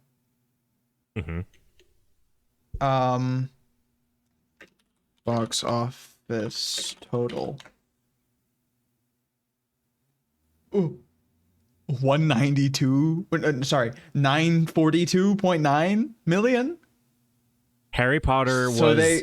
There is a reason why young adult fantasy got a whole lot of movie adaptations after Harry Potter was going. I was just late. I was just barely too late to get like the Harry Potter experience in theaters, but that's holy cow. So okay, say that again. So 150 million budget. So their budget was 150 to 200 million. Yes. Their box office total was 942.9 million. That So movie they made was written off over as 4 times. That movie was written off as a box office flop. Do you know why? Because they probably spent like $100 million, Double hundreds the of millions production. of dollars. Double the production cost. Say $400 million to give him like benefit of the doubt. Say $400 million in total costs on a $900 million box office. How could but that they still made $500 million back. Exactly, because of Hollywood accounting. Oh no. So Hollywood accounting is a phenomenon where in order to avoid paying royalties, in order to avoid paying, continue to pay actors and stuff like that, they do everything they can to, in the books, make a movie look like it didn't make money. And so what the biggest thing they do is advertising. Well, the biggest thing they'll do is when they make a new movie, they will make a subsidiary company for that movie. Say, like, it'll be like Harry Potter and the Order of the Phoenix Incorporated or something like that. It'll be like a company for that movie, and then everything from the marketing costs to the paper cups on set will be charged by that company. And so they will be charged an additional, like, say a movie takes $150 million to make. They will then charge themselves an additional like $150 million or plus in order to make their costs and their returns, to make the costs higher than the returns as much as possible, even if they are just paying themselves, you know? They have a subsidiary which is just part of the production company, and it goes through the production company, so they charge themselves money. Yeah. Is this a tax thing? Is this an avoiding taxes thing and royalties? Royalties is the big one. Your camera's dead again. Okay, I need to why is it movie recording has... For the audio listeners, we can no longer see Nathan again. I dropped my D20 again as well for the audio listeners, and that's why I bent over to grab it. So yeah, it's for like taxes and like royalties to the actors and stuff. It's a massive. Gotcha. So yeah, basically, and also probably for the theaters themselves, right? Like, for the actual movie theaters, because I know they have like that too, ticket deals with the movie theaters that are based on sometimes are based on performance of the film. Yeah. So. Man. Yeah, basically a film studio like, say, Warner Brothers. Warner Brothers made the Harry Potter movies. They will basically charge themselves through this subsidiary company for everything, you know? Yeah. So basically all their costs are basically like doubled, basically, in the books. So say a movie is, Harry Potter or the Phoenix. Say it costs $200 million to make. Say it costs an additional $200 million in marketing.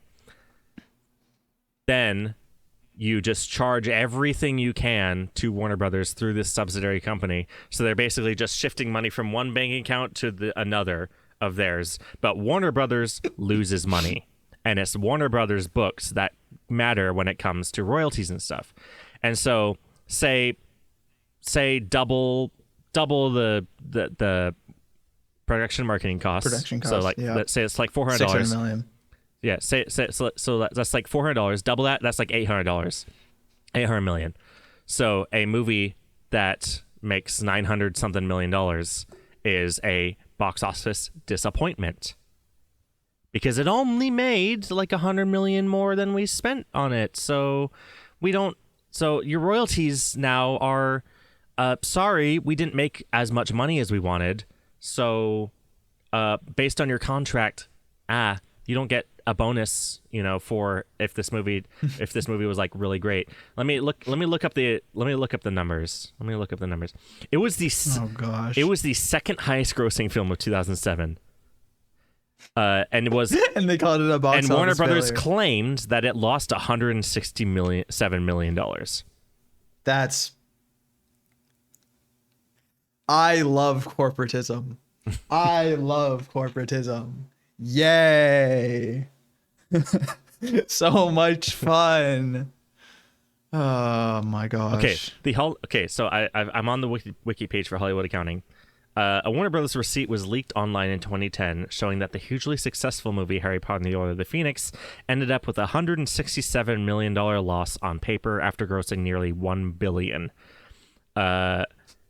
This is especially egregious given that without inflation adjustment, the Wizarding World film series is one of the highest grossing film series of all time, domestically and internationally. The Hollywood accounting in the Harry Potter case included a $60 million interest charge on a $400 million budget over 2 years. What? Did they make a loan to themselves? They made a loan to themselves and charged interest on it so they could write it off and say they lost $167 million. That's crazy. That's insane. That's actually insane. That should be so illegal. Mm-hmm. What? Yeah. Peter Jackson sued New Line. Peter Jackson, the director of Lord of the Rings, sued New Line for their practices during Lord of the Rings. Let's see. 15 actors sued New Line Cinema, claiming that they have never received their 5% of revenue from merchandise sold in relation to the movie, which contained their likenesses. Similarly, the Tolkien estate sued New Line, claiming that their contract entitled them to a 7.5% of the gross receipts of the $6 billion hit.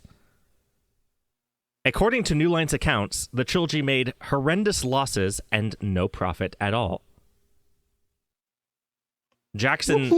Peter Jackson and his studio Wingnut Films brought a lawsuit in 2007 against New Line Cinema after an audit. Jackson stated this is regarding to certain accounting practices, in quotes.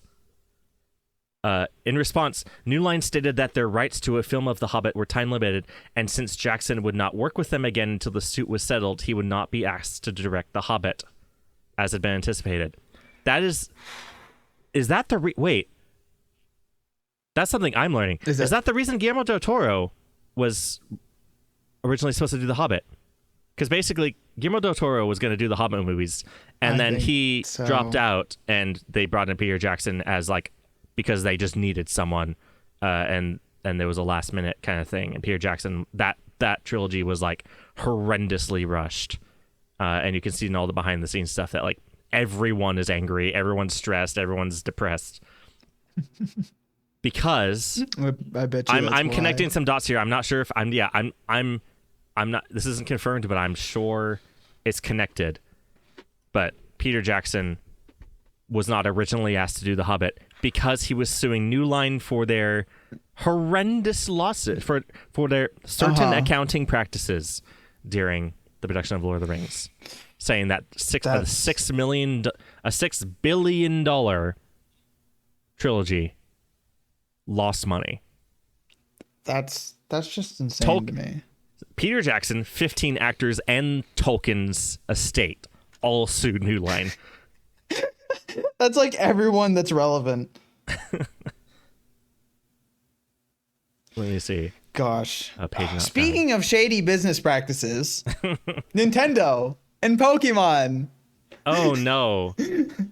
You were saying you wanted to talk about Pokemon Legends of EA. I thought it was going to be good. I do. I just thought it was funny because it's Pokemon. Okay. How long? It is actually relevant to one of the things I wanted to say about it. But the podcast has been going for an hour and 40 minutes. We'll have an extra long podcast for the start. Yeah, for the start. Because we've been itching to talk about many things. Maybe we should do a community post or something with the release of the first one, asking people how long do you want the podcast to be? Yeah. That would make sense to me. But okay. So, Pokemon Legends ZA.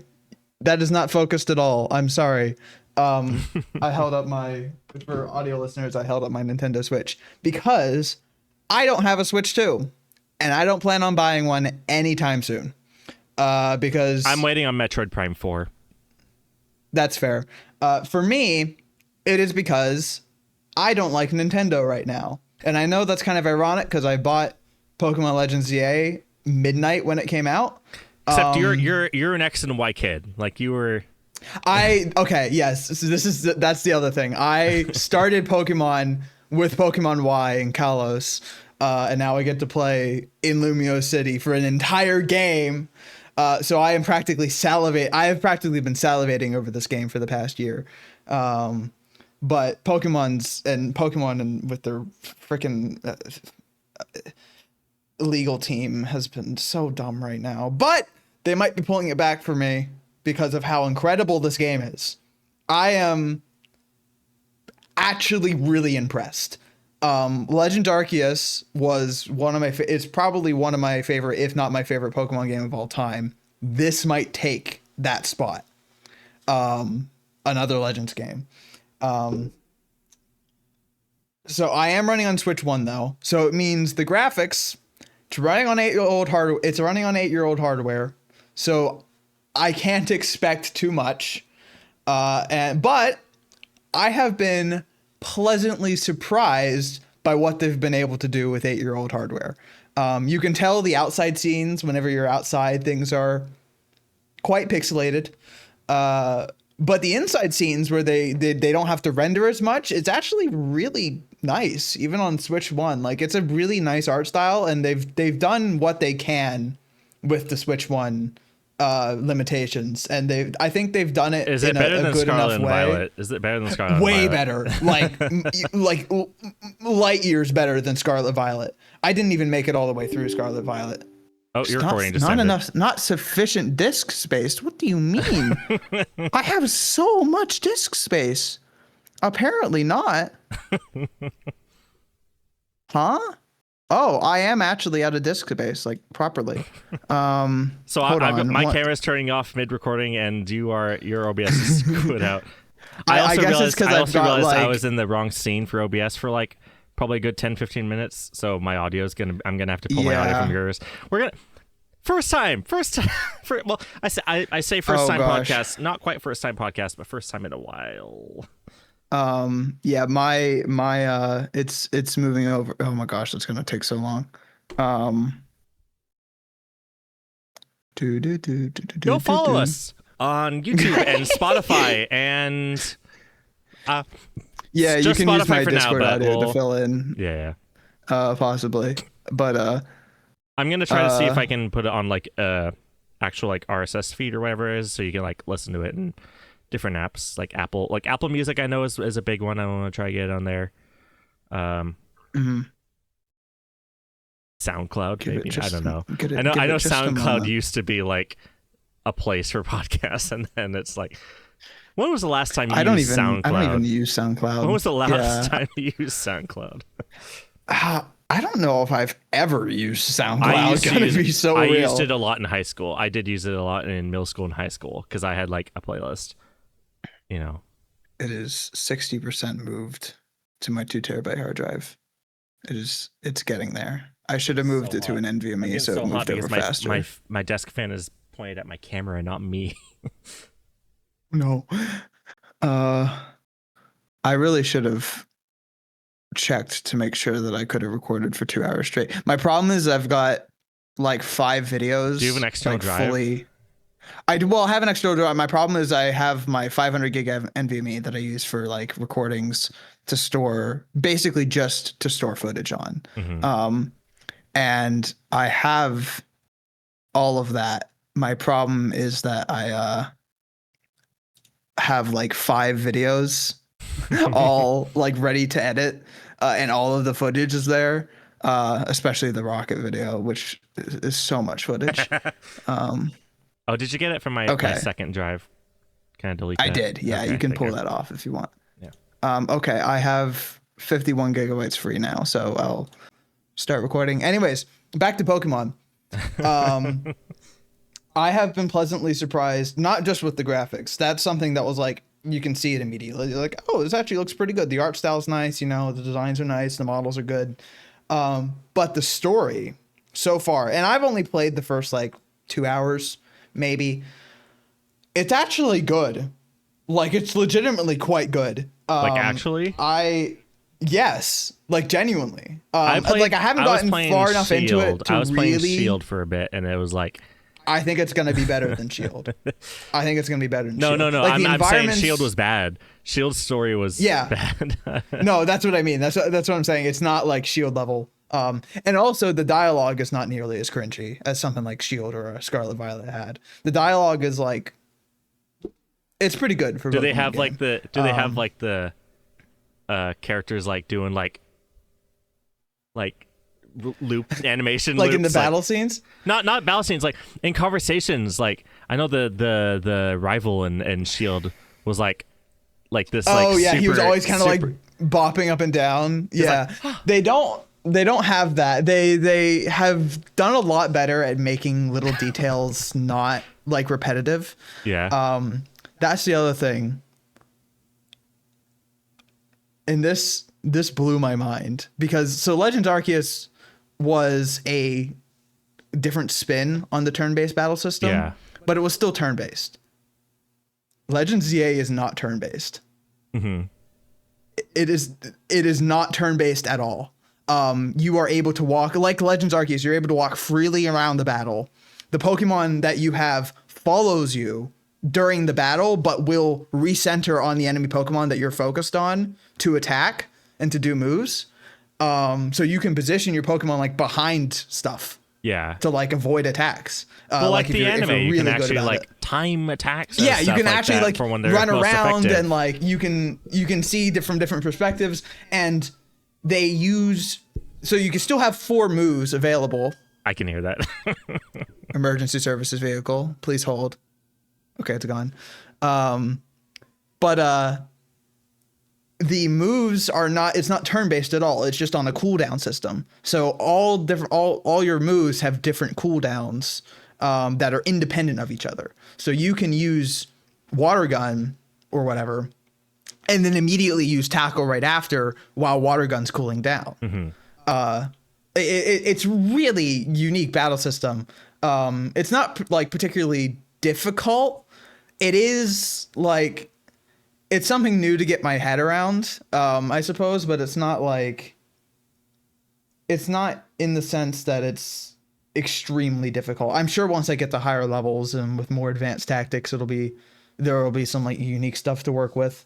But that kind of like caught me off guard that they completely broke from the turn-based system, which is very cool.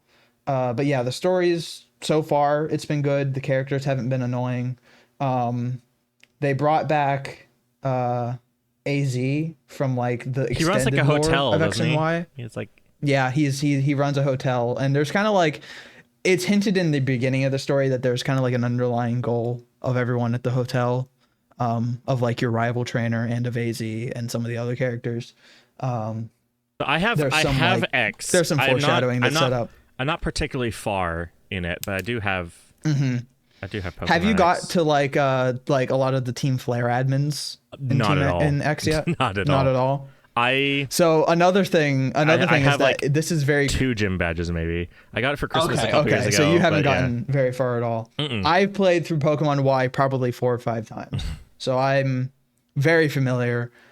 I freaked out when I saw the researcher character.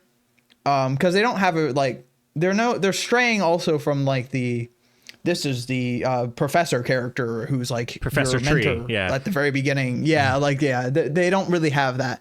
They do have a researcher character partway through, and it is just one of the past Team Flare admins, and it was really cool because they have some actually like cutscenes, like really nice looking cutscenes, better than Sword Shield cutscenes for sure. Whenever they're like introducing new characters or like there's important moments happening. I have 2 badges. Yeah, actually, it was really ironic because while I was waiting for ZA to download, I opened my 3DS just to play like 10 minutes of Pokemon Y, and the only thing I did in that 10 minutes was fight the Team Flare admin that I then proceeded to see in ZA as the researcher. And the reason I recognized her was because the first shot, it panned up on her desk and her old goggles from Team Flare were just sitting there. And I was like, it's the lady. That's the it was a really like, oh wow moment. And then I also saw the Team Flare logo like stitched on the headboard of her gaming chair. Ooh. Oh. Why are 3 of your Pokemon fainted? 5 of them. Oh, they're all fainted. 5 of them. Oh.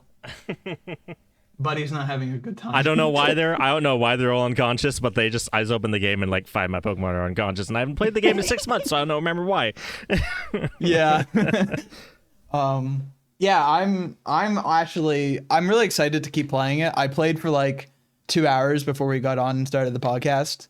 I could have done work, but I didn't because I wanted to play more Legends ZA, which I think it's notable because I haven't felt that way about a Pokemon game in a while, excluding Legends Arceus. I haven't played Arceus yet. The last Pokemon game I bought was Shield. Yeah. So I haven't played again. Shield was like I did the Let's Play series. Like I started a Let's Play series. I got like halfway through a Let's Play series, and it just like I was enjoying it. I was enjoying recording it. I know like the game itself is not that good. It's better than it. I'm willing to forgive it because it's the first 3D game, you know. Yeah. Well, not 3D. It's not. First console Pokemon game. Yeah, it was the first real Switch Pokemon title. Yeah. I mean, you had for me, Eevee, yeah. I forgive Sword and Shield because I think it's better than Brilliant Diamond Shining Pearl, better than Let's Go Eevee and Let's Go Pikachu, better than like it's so people were so mad about Dexit and stuff, and like people they were so mad about like Dexit never bothered the me. Story. It didn't bother me that much. I guess once the evidence came out that like they really were just reusing like old models and stuff, like it was like. And then they were like bringing old Pokemon back in the DLC. It was like that did bother me when the DLCs started coming out, and they're like, oh, they're just saving them. So yeah. And that's the sticking point for me with Legends ZA, because they already released a was it 20 or 30? They already announced like a $20 DLC. It's already out. You can already buy it. It's a DLC that already exists. But like as the game released, and it's like, why? Just put it in the game. I don't even know what it is because I don't care enough, and unless Megas. it's something that I think it was a bunch of unless I enjoy. It was certain megas, I think, including the starter megas. Oh, am I gonna have to pay $30 for the starter megas? No, I'm not doing that yet. And the other thing that's annoying is to get the better graphics for Switch 2, you have to pay an extra $10. Pay an extra $10. So it's a if I ever get a Switch game 2, on Switch 2 if you want it, the full experience. Well, it's $70 plus the so the DLC is $20 then. Mm-hmm. So it's $90 for the DLC plus the original game plus Switch 2 upgrade. Switch 2 upgrade. So as much as I'm enjoying the game so far, and I am enjoying the game, Nintendo is still Nintendo. And it is wild it pains how me. much they turned coat when Switch 2 came out. Like when Switch 2, like the Switch 1 generation, like obviously Nintendo made mistakes, but like they're still a big company. They are usually minor critiques, you know. Like there was some DLC like disappointments and stuff like that, like, but for the most part, people loved Nintendo for the last 8 years. Like Nintendo, for the most part, has like made generally good decisions. Not the best decisions in the world, but like, you know, they're not they haven't been the worst they've corporation. been stable. They've been outside of Steam. They've been like they were the the high point of the video game corporate sphere. Yeah. Outside of like Steam, like in the console generation, Nintendo was the high point. They were better than Xbox.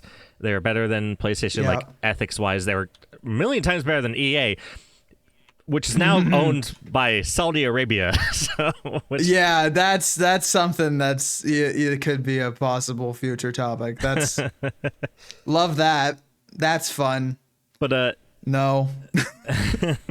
Yeah, for the most part, Nintendo was making the right decision 80-90% of the time. Yeah. And now Switch 2 came out, like it just even from the announcement, they're like, "Oh, you've got the demo game for like $10. That's interesting. Why aren't you telling us the price? Oh, we can go online right after the direct to look up the prices. That's why you didn't tell us in the direct, because you didn't want to make a fuss out of that, did you? That kind of thing, you know." It's like from the get-go of Switch 2, Nintendo has been like, we are going to make gaming expensive again. Yeah, it's kind of rough because I wouldn't say they did a 180 on it, because Nintendo has always been a little bit more stuck up about being like the gaming company, you know, for everyone. But it says something when Sega is starting to make like broad news because of how poor Nintendo's being right now. And like, especially their legal team right now is just being absolutely insane. And this is the thing. It's like, I don't want to buy a Switch 2. Like, if I can avoid it. Because Switch 2 for me is kind of like, is it worth it? Is it really worth it? Like, the Metroid Prime is probably the only thing that could somewhat convince me. I'm not a mega fan of Metroid though, so I'm kind of like more on the fence about that. I'm probably going to wait until they come out with like a Switch 2 OLED or something, and just get that. Or if they get a Switch 2 OLED and it comes out and it's really expensive, hopefully by then they decrease the price of the original Switch. They increased the price of the original Switch. Did you know that? Yes, they did that too. Yes, that was insane. What? Like, huh? Huh? It's like by the way, the previous generation is now $50 more expensive. They did that so close to the Switch beating out the PS2. I don't understand the decisions they're making right now. I don't know how much you've looked into like what their legal team is doing, but they basically tried to copyright having a summon. Oh yeah. In a video game. They tried to copy like copyright, which like is just, following NPC kind of thing. Yeah. They would get Terraria with how general they were with their with their copyright claim there. Like, it was asinine. It was crazy. And now they're suing a Reddit mod for like $7.5 million for selling like customized ROMs, which it is illegal to sell ROMs. That's always been Nintendo's sore point. It's like, yeah, but $7.5 million is crazy against one guy. Yeah, that's always been Nintendo's sore point. It's like everyone loves Nintendo until you try to play games off the system, you know. Yeah, until you try to play a game that they made and that they sold on their system but no longer do. Mm-hmm. Yeah. But yeah, I don't know. I'm, in terms of just within the context of Legends EA, very happy, except for the pricing thing, which then is foreshadowing for the rest of where Nintendo's at right now. Yeah. It's like when you're a kid and you're like, you can enjoy things without having to worry about the external, like, things. Yeah. And I really wanted to do that with Legends EA because, I mean, I am a Kalos kid. That's when I started Pokemon. So I've been... That was me with Shield. Obsessed. That was me with Shield. Is like... And I do generally enjoy Shield to this day. Like, I generally think it was a good game, and obviously Pokemon got worse, so it's the best Pokemon game on Switch, which is really funny. But yeah. Well, outside of, I like, don't think Arceus, anymore. I think Arceus and best mainline Pokemon for me, game on Switch. Arceus definitely beats it. Best mainline, yeah. I don't know what can be considered mainline anymore then, because That's true. They like I don't It's always because been Legends mainline and Arceus remakes, and then like completely Legends unrelated Arceus was very spin-offs. clearly not mainline, but Legends now, like it almost feels like that they're Well, Legends is like a side. trying to I think use Legends. it. I think Legends is like a side series now, kind of in the way of like Pokemon Ranger or Mystery Dungeon. Except It these are like. feels so Except much thing is, these are higher way key than closer. that. Yeah, these are way closer to Yeah. like classic Pokemon game. They're like classic adventure Pokemon games, whereas like Mystery Dungeon is like, oh, we're gonna do like a dungeon crawling RPG, Yeah. or Ranger is like we're gonna be doing like a touch-based DS thing. I don't know. Yeah. But like It's something, whatever. It's Pokemon Ranger. yeah.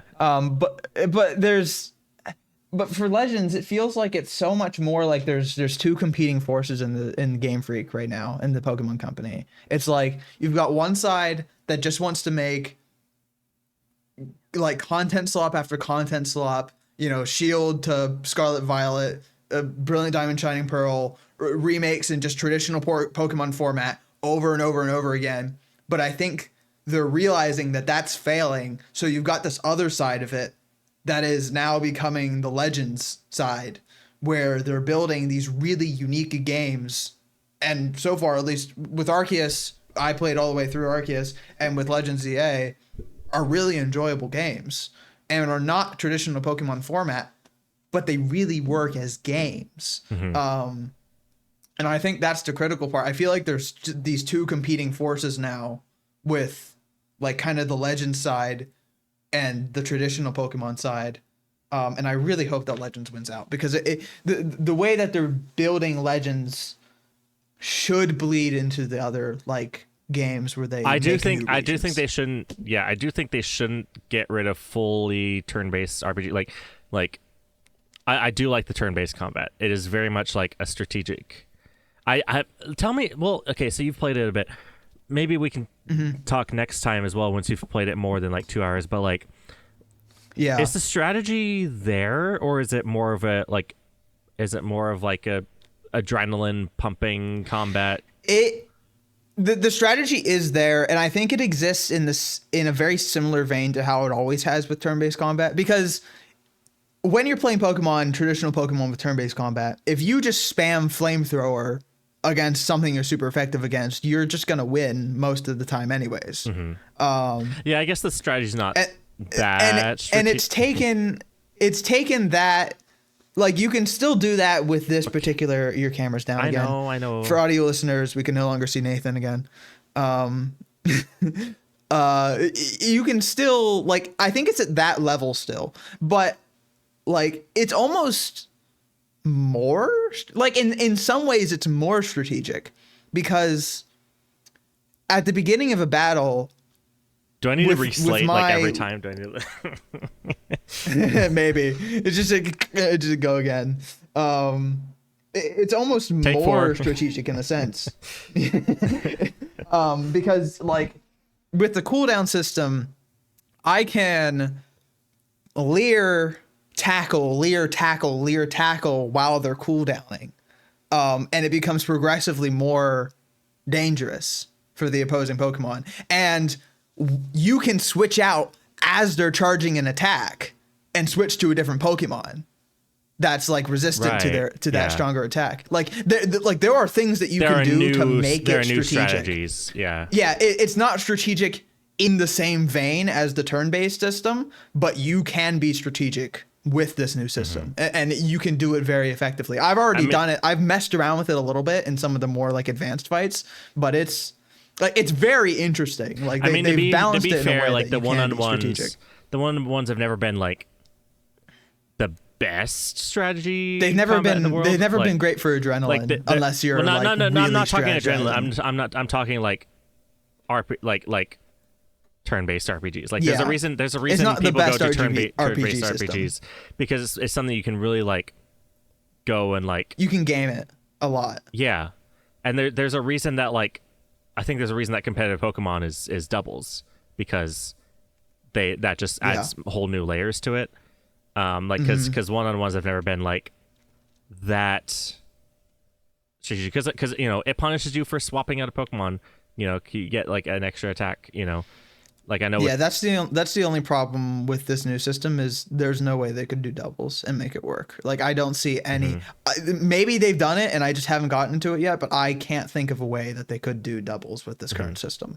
I just don't think it's possible. That said, you can face off against multiple Pokemon at once in wild areas if they if 2 or 3 of them try to attack you at the same time. Well, that is something that you was can something do. they did in X and Y. That was something they did in X and Y. I don't think they ever brought that over to other games. They never brought that back because it was kind of bad. Maybe Omega Ruby. It was kind of bad. Maybe Omega Ruby, but I don't know. I don't think they existed in Omega Ruby Alpha Sapphire. I don't think it existed in Ares. But you have like swarm battles. Yeah, swarm battles existed in X and Y. You could also. No, you couldn't do that in Legends Arceus, but you can do that in ZA. So it's kind of in the same vein as swarm battles, but I don't see a way of you controlling more than one Pokemon at the same time with this system, because it's not take a turn, choose what this Pokemon's going to do, then choose what this Pokemon's going to do. You do it, you press the button and the Pokemon does it immediately. You can't choose what 2 Pokemon are doing at once unless they make you swap between really quickly, but that just seems like it'd be too janky. This light really is just overpowering my polarizer. There's nothing I can do to stop. Cut that reflection out. But yeah, I'm kind of in a position where it's I do enjoy the game and I hope it stays good the rest of the way through. I suspect it will. There are some things that I think should stay in mainland Pokemon so far. I haven't seen much of the the new Mega Evolutions yet. I've heard that they are either the coolest things ever or who made this and why. That's the range. My D&D group was talking about it. Yeah, I saw Mega Starmie and. Have you seen Victory Bell? I did see Victory Bell. Okay. Victory Bell was mild compared to Mega Starmie. Oh no. Mega Starmie. What's Starmie's evolution? Starmie's the pre-evolution, right? Staryu is the pre-evolution. Starmie is the full one. Okay, so Starmie. I'm just gonna have you haven't seen this. Let me just. This is definitely gonna be in the thumbnail, but that's the Mega Starmie. that's the actual Mega Starmie. Yeah. Yeah. Yeah.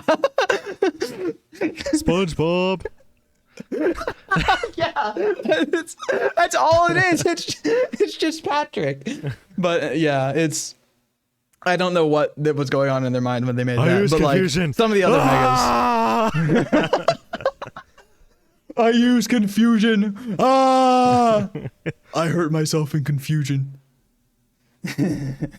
But yeah, I there are a lot of high notes. I suspect I'll find some low notes throughout, but I'm happy with what I've seen so far. Okay. Except for the fact that they didn't let me enter any place to change my outfit for the first 45 minutes of the game.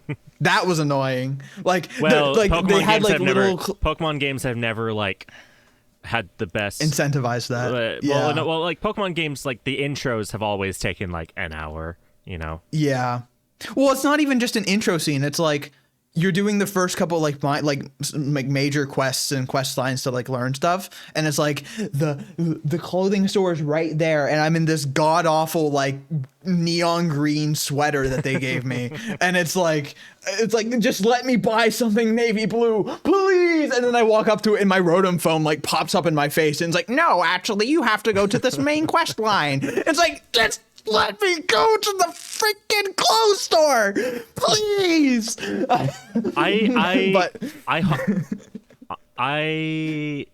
That's one thing.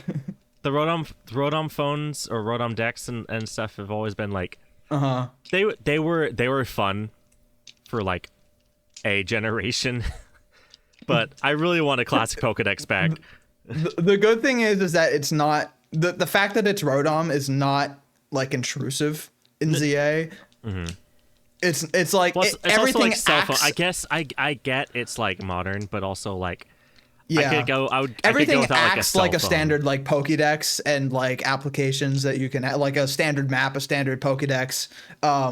It's just like you don't have like a Pokédex like something that flips out. It just like in game, it's just you got a little Rotom phone that like in lore acts as the Pokédex, and it's just like in lore it's an app that but it's not like in Pokemon Sun or Moon where it's like you've got Rotom's face looking at you the entire time while you're playing through the game. It's not like that. It's not quite that aggressive.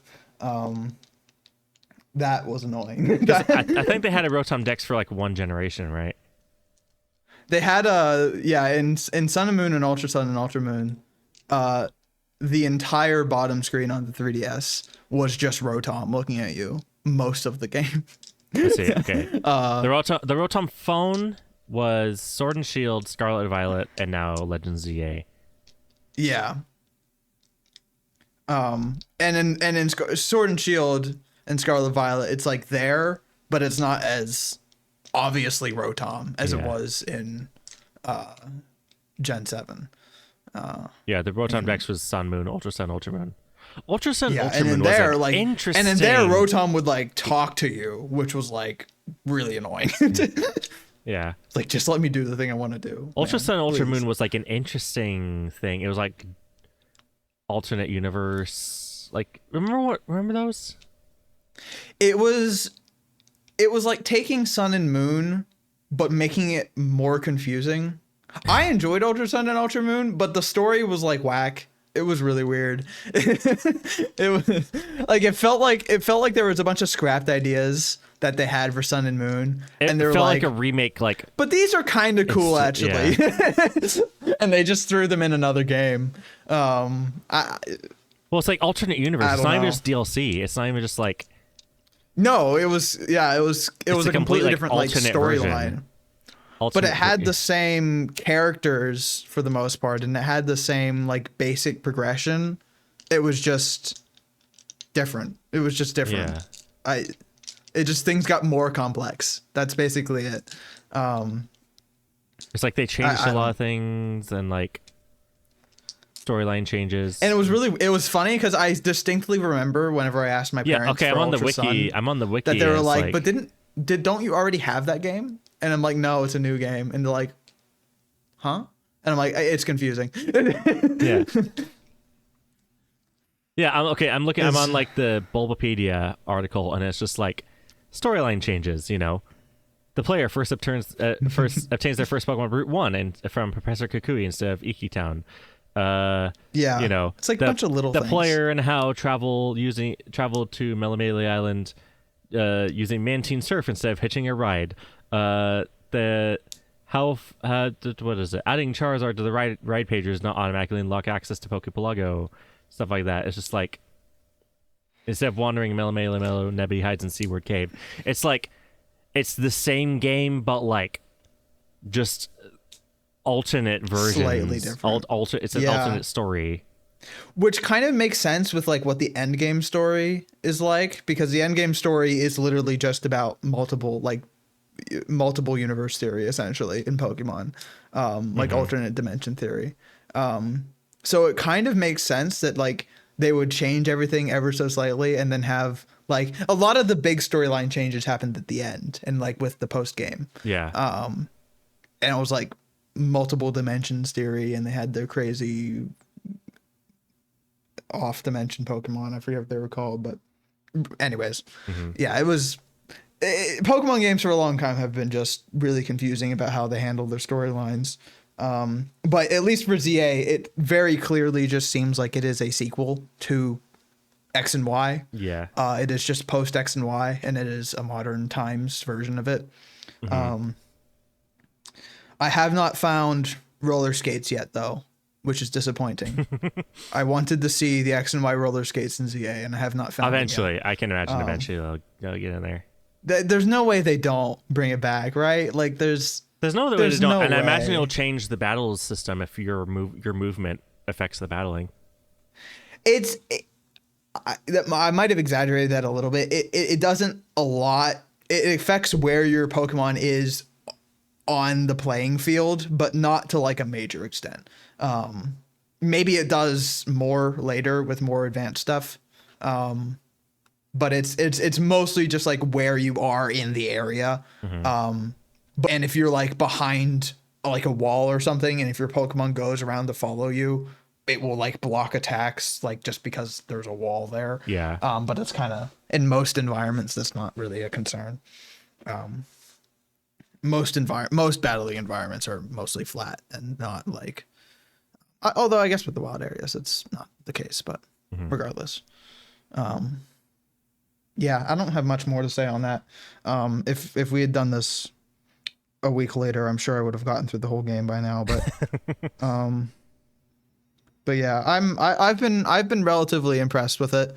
I am interested to see, like, from my own perspective, if and when I get a Switch 2, and if and when I get the upgrade package, to see how it looks there, because I think it will genuinely be a very pretty game on Switch 2. Yeah.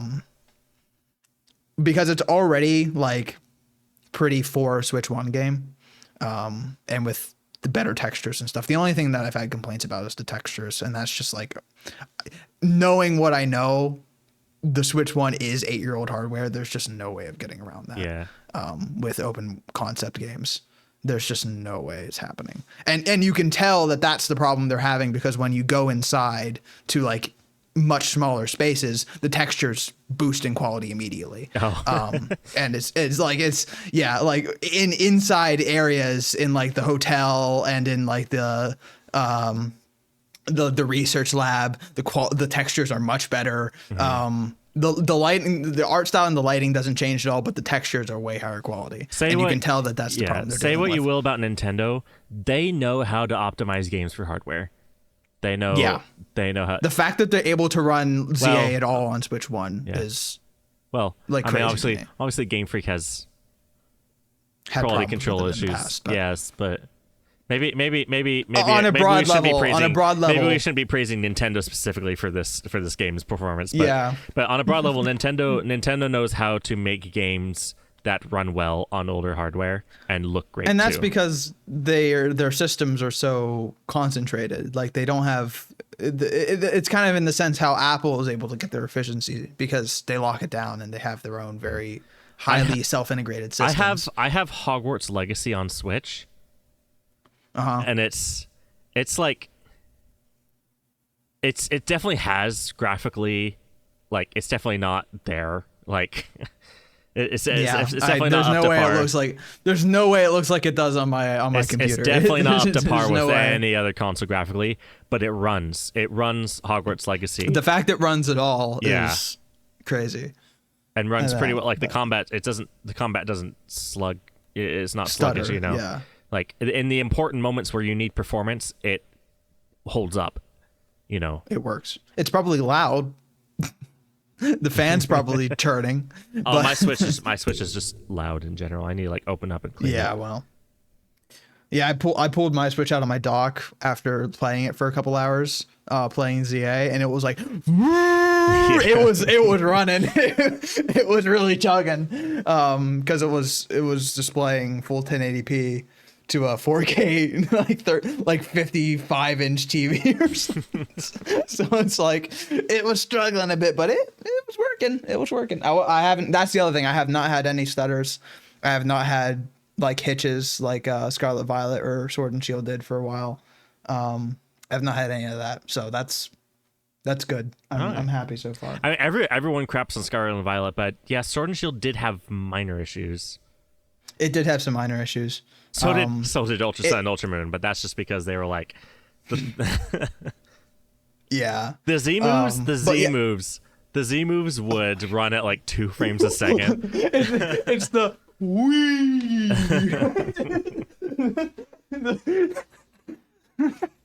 Well, it's like, if you look at look at the World Championships, look at the World Championship year for like Ultra Sun, Ultra Moon, and everything's running at like 10 FPS. Yeah. But people love those. People love those games. It was like Like I know when those games ran. Okay, when Scarlet and Violet runs bad and still looks bad, like that's when it's like, oh, that's an optimizing issue. When Ultra Sun and Ultra Moon run the way they do and look fantastic, it's like, oh, these games are too powerful for this console. They're pushing the limit. Yeah. Like that's the difference between Ultra Sun performance and Scarlet and Violet performance is that Ultra Sun and Ultra Moon ran as bad as it did because it was ambitious. Scarlet and Violet ran as bad as it did because they just didn't bother. Yeah. And that's the other thing that was weird because Scarlet Violet to me looks worse than Sword and Shield. Like on a number of levels, and it performs worse at launch. So Sword and Shield had its issues, but it did better at launch than Scarlet Violet did. Yeah. So which is it had severe pop-in. It had severe pop-in and stuff, and had an Ocarina of Time trees. But other than that. Have you seen the side-by-side comparison with like the Ocarina of Time trees and Sword and Shield's trees? I think I've seen that before. Yeah, that was quite amusing. The trees in ZA, not too bad. They're pretty nice trees. I'm sure they look better on the Switch too, but they're not bad. Yeah, so in general, no major complaints other than Nintendo issues as a whole. So, and I'm salivating most of the time because I'm a Kalos kid. Yeah. Anyway, this has gone for like 2 hours plus. This has been gone for plenty long enough. Yeah. Yeah. So, yeah. Welcome to the first episode of the podcast. So.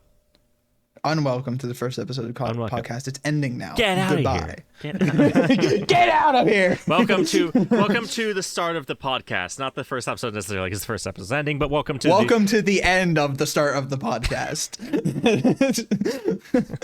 Welcome and goodbye to the end of the start of the podcast. Yeah. Make sure to subscribe.